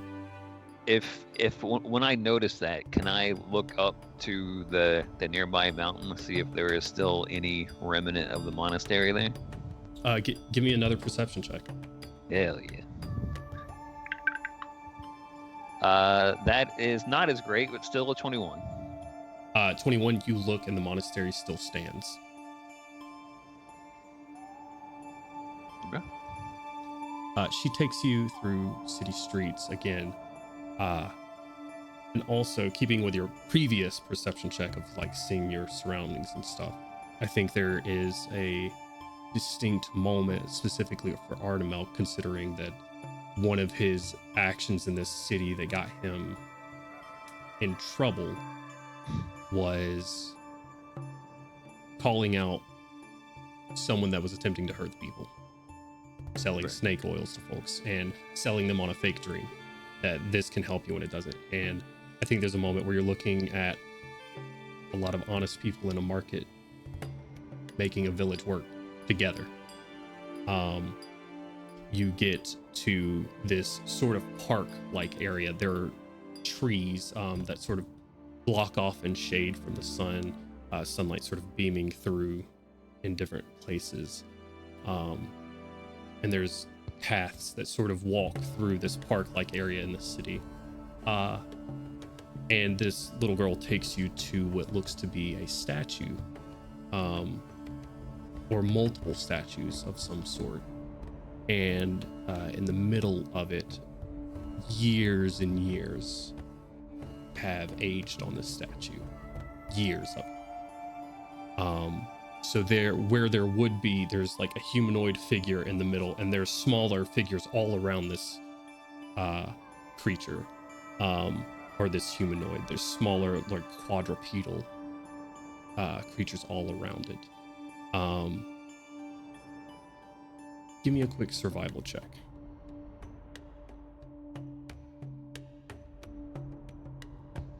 Is that with advantage? Yeah. Okay. That is the 24. 24. Mapping back in your mind this city that you've been estranged from for, well, so long, but not so long for you, really. Right. Yeah. This is where the prison would have been. Right.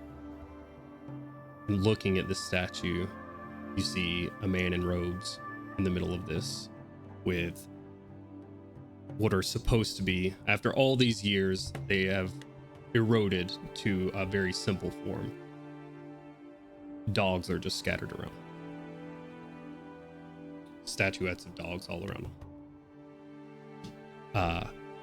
There was some wording on the statue. 1,500 years is a long time. It's gone. But it's there.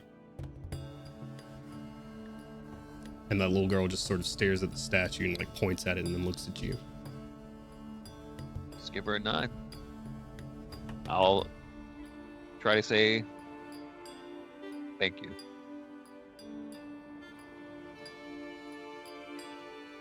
I don't She know just if laughs. she can hear me. She laughs and walks away, and like runs away. That's it. Is there anything else our team would like to do here? Are there any dogs nearby?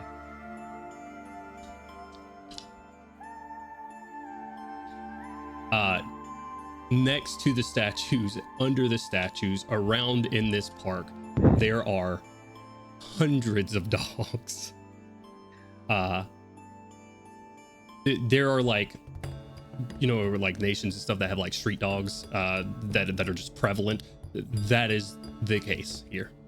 There are dogs everywhere. Do they seem to notice me? They have like doggy sixth sense or anything? Is this some like can see the hologram in the Quantum Leap if you're a little kid or a dog? You see a couple as you like step towards the statue to get a closer look. A couple of them peek their heads up, the ears go up. They don't seem to be looking at you like the little girl was, but it seems like they've heard something. I will attempt to start a raucous howl amongst all these dogs. Do an animal handling check at advantage.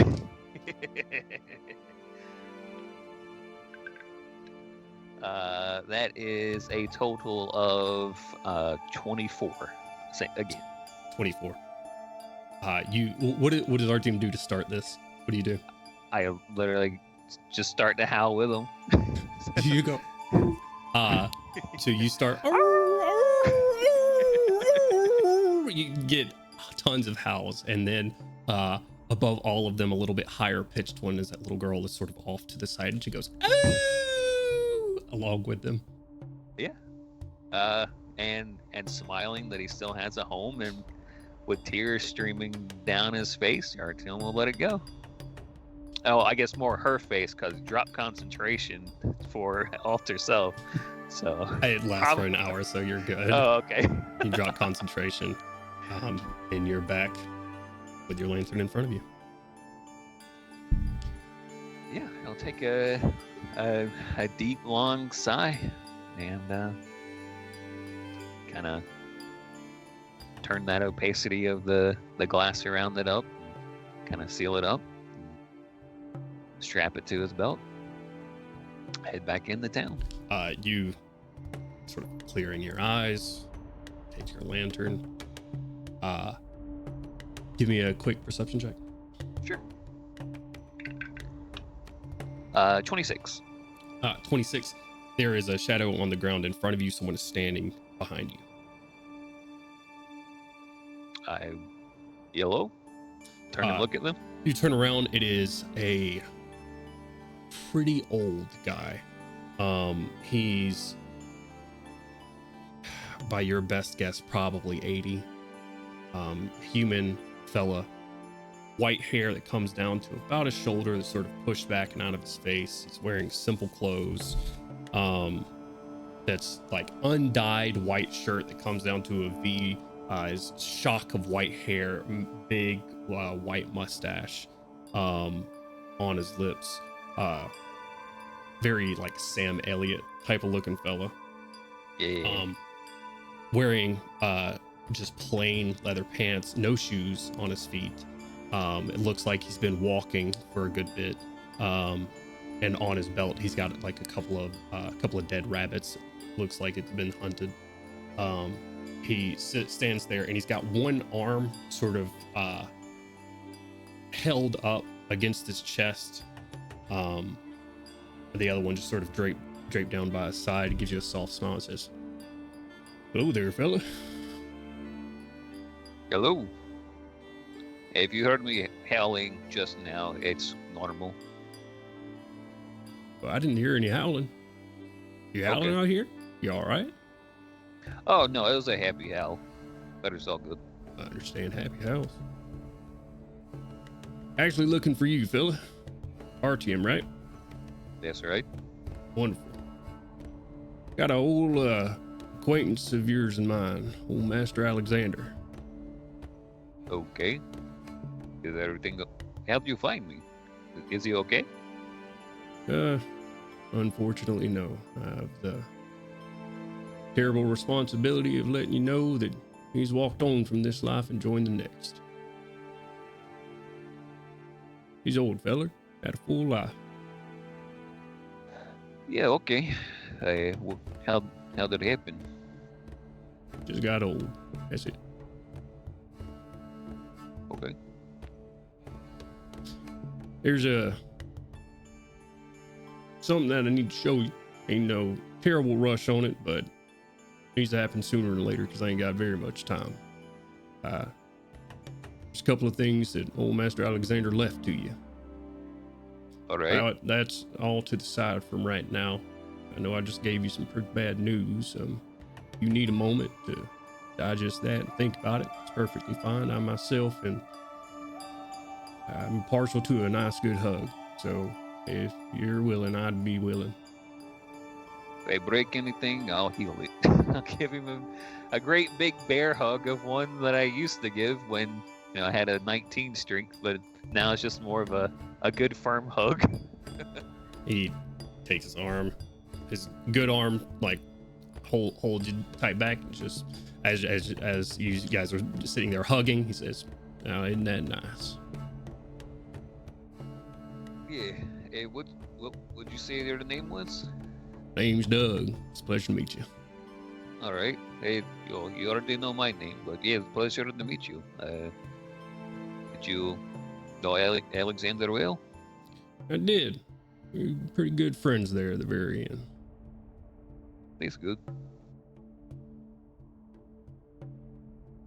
Well, we're a bit out of the city right now, but you got some time. I need you to gonna need to follow me, if you will, over to old Alexander's tower. Okay. Let me let someone know that I'll be gone for a little bit.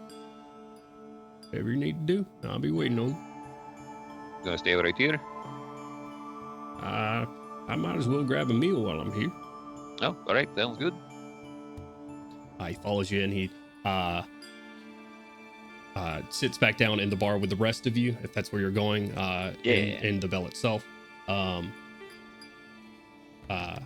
He sits down there. You see that he grabs both the rabbits, hands them off to the bartender there, and says, "Listen, now I don't need much anything from. If you can just cook up one of them, and hand me the meat and keep the belts and everything else, if that works for you." They just sort of shake their head and go off and start cooking. Hello. Looking at the rest of you. This is Doug. He knew kind of my second father figure. I guess kind of like 11th father. I grew up in the monastery. There are other dudes there who took care of me. This guy is the guy who taught me common and the basics of magic at the time. But yeah, he's a friend of his. He just passed away. But I also just found out that my home isn't destroyed, so it's a lot of mixed emotions right now. This is a little roller coaster. It's been a night. I'm sorry that it's been a bit tumultuous for you. I didn't mean to bring you back down off such a high. If you want to hug No. again, I'll go No, for another hug. Sure, we can hug. Yeah, it just got out of the Mornlands. It's been quite the journey. Let's turn supportive hugs into raucous hugs, and we can have a couple of pints of alcohol. If you drink. No. Water for me, please. Okay. As I said, sort of at this point, finishing up the rabbit that's been brought out to him and everything, says, I ain't got a whole lot of time, so I know a shortcut to old Alexander's tower. You can follow me there. Won't take very long. How far away? Alexander's Tower is like hundreds of miles away from here, right? Yes. Yeah. Do you know I will say mentally to him, do you know a shortcut with me? He just smiles, like big white bushy eyebrows covering his eyes, and his mouth says, I know quite a shortcut. All right. Is it okay if my friends come with me on the shortcut, or is this something I need to do alone? No, it should be fun. You need all the support you can get right now. All right. Okay, strange old man. I don't know what's strange about me, but Stranger danger. I will say at this point, by the time all this is done, you guys have been drinking and eating in here for a while. Otto and Samuel do return. We can work on what happens after that, but you do return. You are here in body. But he says, all you gotta do is follow behind me if you're ready to go. A roll insight on this dude. Roll an insight check for me. With a natural 20. Natural 20. Yes. Yeah. Super evil. Can I get everybody to take their headset With off except for 7. Stacy? Oh With shit. 27. Yes. 27 altogether. Pip. You're looking over this guy, and you get Pip has been around terrible people a lot of her life. So it seems like natural that you're just sort of wanting to size people up when they get to you what their intentions are. And I don't think Pip has ever met a person that hasn't had something else that they're aiming for, striving for. And I think with a natural 20 on your insight check, the first time maybe in Pip's life, she's seeing someone that has put their cards on the table and is dealing straight and is really here for someone else's benefit. Because I think Pip sees a dying man. doesn't want anything. He's just here and he's happy to be here.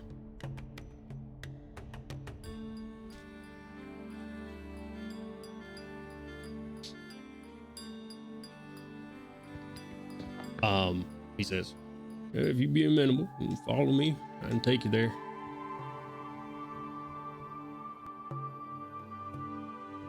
Yeah, if we can get back easy. One, by chance, did Artyom happen to see a particularly plump tree outside when he went to go do his, just in case he's... Yeah, I mean, you guys are sort of like on the edge of plains and forest, but there is a tree big enough, it's sort of near the area. Yeah. That's all right. Cool. Yeah. Escape plan. Yeah. In before we go to a desert, there are no trees. Right. Is that, are you going to be following him then? I suppose. Okay. He gets up, he says, you just follow me, we'll be walking. He starts walking out of the door. Yeah, I'll follow behind him. Very well. Just so I know, is Otto going to be following just sort of on autopilot mode, or is Otto staying behind for the moment? Samuel and Norin say, we'll see you all back here? Assuming.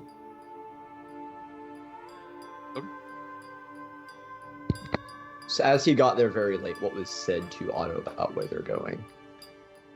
You probably heard what RTM said, that he had an old father-like figure and that he's passed away and he's heading that direction. Will we be returning in short order? You'll be able to get back here pretty quickly. Very well. Samuel, I will see you again shortly. Of course. We will be here. If you need anything, and he will gesture, and the dragonfly will be staying to help them with whatever. And the usual instructions, just to watch over them in case something threatening happens, and try and protect them, and then he will follow. Yeah, absolutely. You all start following Doug. Doug does take up the front of this marching order here. And he gets beside you, Artyom. He's sort of talking along your way there. As you are walking just outside of the city, like there's some like grasslands in this area and whatnot. You're just walking outside of the city. And then there's kind of a moment where everybody realizes that on either side of them, the nature around you just seems to start streaming by with every step that you take. You don't know what kind of distance you're covering as the trees just sort of blur and the grasslands just sort of blur by you. It's a very odd experience because you don't feel like you're moving fast. You feel like you're just walking, but the lands beside you passing by. Says, "Oh, Alexander there spoke about you a lot there, our team. He loved those days where he sat down, someone wanted to honestly learn, teaching you that magic, teaching you that language and stuff. Some of the best years of his life." Yeah, mine too. Well, he's left you some things, and well, you're gonna have the tower itself. Just as a heads up, ain't in that great of a location, but there's some things in there he wanted you to have. That Peckerwood son of his took what Alexander wanted him to take, but Alexander hid the stuff he meant for you, so all that stuff's still there. Trees passing by, grasslands passing by.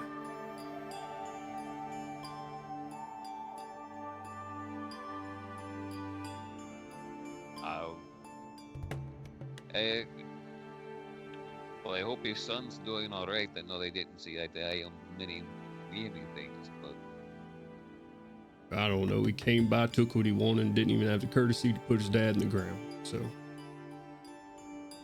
how long ago did you say this happened? A couple of suns ago. Oh, okay. Not very long. guess this explains how you found me so quickly. Yeah, I got a couple of tricks up my old sleeves, I suppose. His arm's still just dangling here. You guys walk, and you walk, and eventually it slows down. RTM, and a completely familiar sight hits you. The rickety tower of Alexander. It's not a massive wizard's tower, but Alexander was a wizard, and this is his tower. It's maybe 2.5 stories tall. It's a bit crooked in its construction, conical roof on it. This is where RTM spent a lot of his time. As you roll up here, it's sort of built right in front of a pretty large tree line at the edge of the plains. And in the back of the yard, you see a headstone with a freshly dug grave back there, or a freshly covered grave. I'm sorry. Doug looks at the rest of you and says, y'all can, if you don't mind, I'd like to talk to RTM a little bit. Just a quick conversation between friends. There's he looks at the tower and squints. I'm not big on the magic stuff, but there's something invisible in there that if you ask it, it'll bring you some tea and cookies. So you just say that. And my son's in Very there. confused at the like, I don't know much about magic. And they're like, what? He says, my son's in there. He'll be happy to meet and greet with you. So you can go hang out with him for a moment. And I'll send RTM right in behind you, all right? Probably a good thing. He says, my son, Doug's son. His son. Okay, not Alexander's son. Not No. the tool bag. Okay. No. My son. That old Peckerwood boy left as soon as he got what he wanted to. It was probably a good thing he didn't hear this when I was around the tea and cookies all day, every day in this swamp. Does everybody abide? The dude abides. Indeed. Yeah, Okay. as they're doing that without even really saying much, RGM's gonna kind of rifle around in his, by now, really kind of roughed up and old pouch that still got those two big tusk teeth that kind of frame it, and find a few seeds and sort of make them bloom on its grave. Doug stands there right beside you, nodding his head the whole time you're doing it. He would have loved that. All right. Well, sort of digs around. He has to go around into his other pocket with his left arm. Pulls out a key. That's the key to the tower right there for you. Get you in and out, no problem. Also unlocks that. And you see him in there. Digs around his other pocket. Little leather strap. Hands it to you. If you would, just give that to my son. Sort of looks around, closes his eyes for a moment, and a warm breeze sort of blows through the trees, rustling them. Takes a deep breath in. Not much like first breeze of spring blowing through, huh? Yeah, I can say that. I agree. Seems like you surrounded yourself with some good friends. Sort of a new family for you. Yeah. That's good. That's a good thing. Well, Alexander, be proud. He always was proud of you. Glad to hear that. I know we had many debates. Yeah, well, that fire water will do a lot to you, I suppose. That's true. Well, Alcohol and magic, great combo every time. I suppose so. That also explains some of the holes in the wall. Anyways. I took care of Alexander. Now my son's gonna take care of you. That's the way he wanted it. All right. Oh, forgive me for asking. How old are you? Old as dirt. I don't know. I've had some years. All right. That armor yours, I take it. It's not something I'm going to be able to fix. Ain't nothing to worry about fixing, feller. My time's coming. And it's just getting old, and it's just arthritis. Okay. Anything I can do for you? No. Doing everything you can. Go in there. My son's job's gonna be to take care of you. I need you to take care of him too. Yeah. All right. What color's this guy's eyes? This guy's eyes, you looking at him, and they're just like a light hazel brown. Okay. He nods his head. He says, I'm gonna hang out here for a little bit. You go ahead. Are you gonna be back out here when I come back out? I don't think there's a lot coming back for me, fella. Told you I ain't got much time. I'll shake his hand. He sort of shakes his hand and says, how about a hug?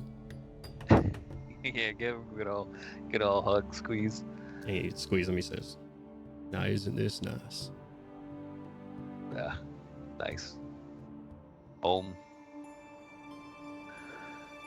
Thank you, truly.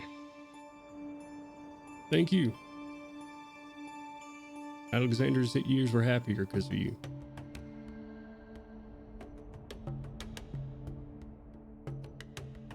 Go on now. Go back to your family.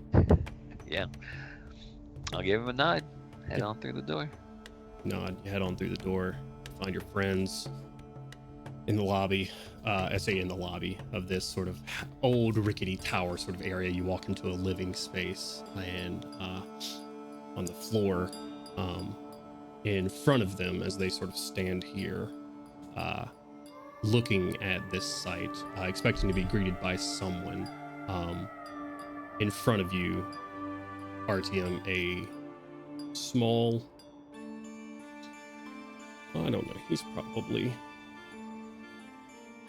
about 20 inches tall or so. 4 legs, sort of fur covered. Valinar hound sits in front of you, wagging his tail back and forth.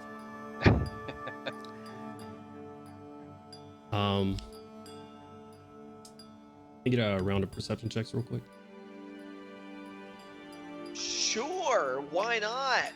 Yeah, I'm just good at sad. this. 26. Perception is purple. Also 26. Just 20. 15. Uh, 25. 18. Yeah, all good enough. You're greeted with a sight, Artyom, as you do. Windows on either side of you, with the window that leads into the backyard, sort of looking upon the tree line and where the grave is. You see a completely gray Valinar hound, his face full of white, looking at you through the window. Gives you a short, gruff bark. Looks at the grave, gives a small howl. And then he limps off into the woods. That's what we're going to call tonight's session.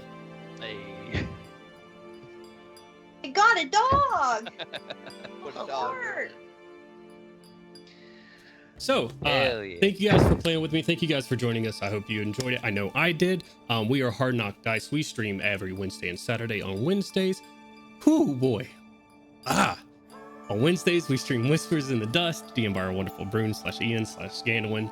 So please go check us out. Tomorrow, we're going to be streaming Halloween one-shot, Welcome to Dare House, DM by our wonderful Kylie. So please come check us out then. That was a good one. I like that one. Anyways, sometimes Got yourself, huh? I cried at least 10 times while having this written out. So sobbing. I have had time to prepare myself. However, anyways, thank you so much, guys, for joining us. If you're feeling it, please give us a follow. Make sure you donate to Extra Life. That's the most important thing. Go do the lawful kind thing, be a hero, and open your heart wallets to a really great cause. We're gonna raid some folks and support some folks in the D&D community. We're gonna raid Legends of Vantris. These guys are hilarious. Go check them out.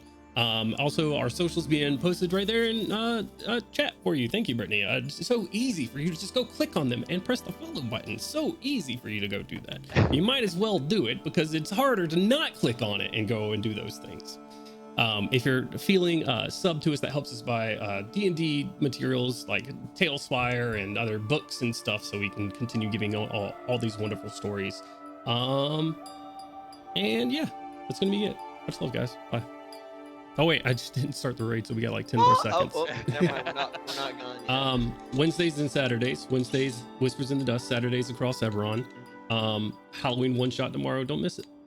Yeah. Now, until next time, guys. Much love. Bye. Bye. Bye. Dab on the haters.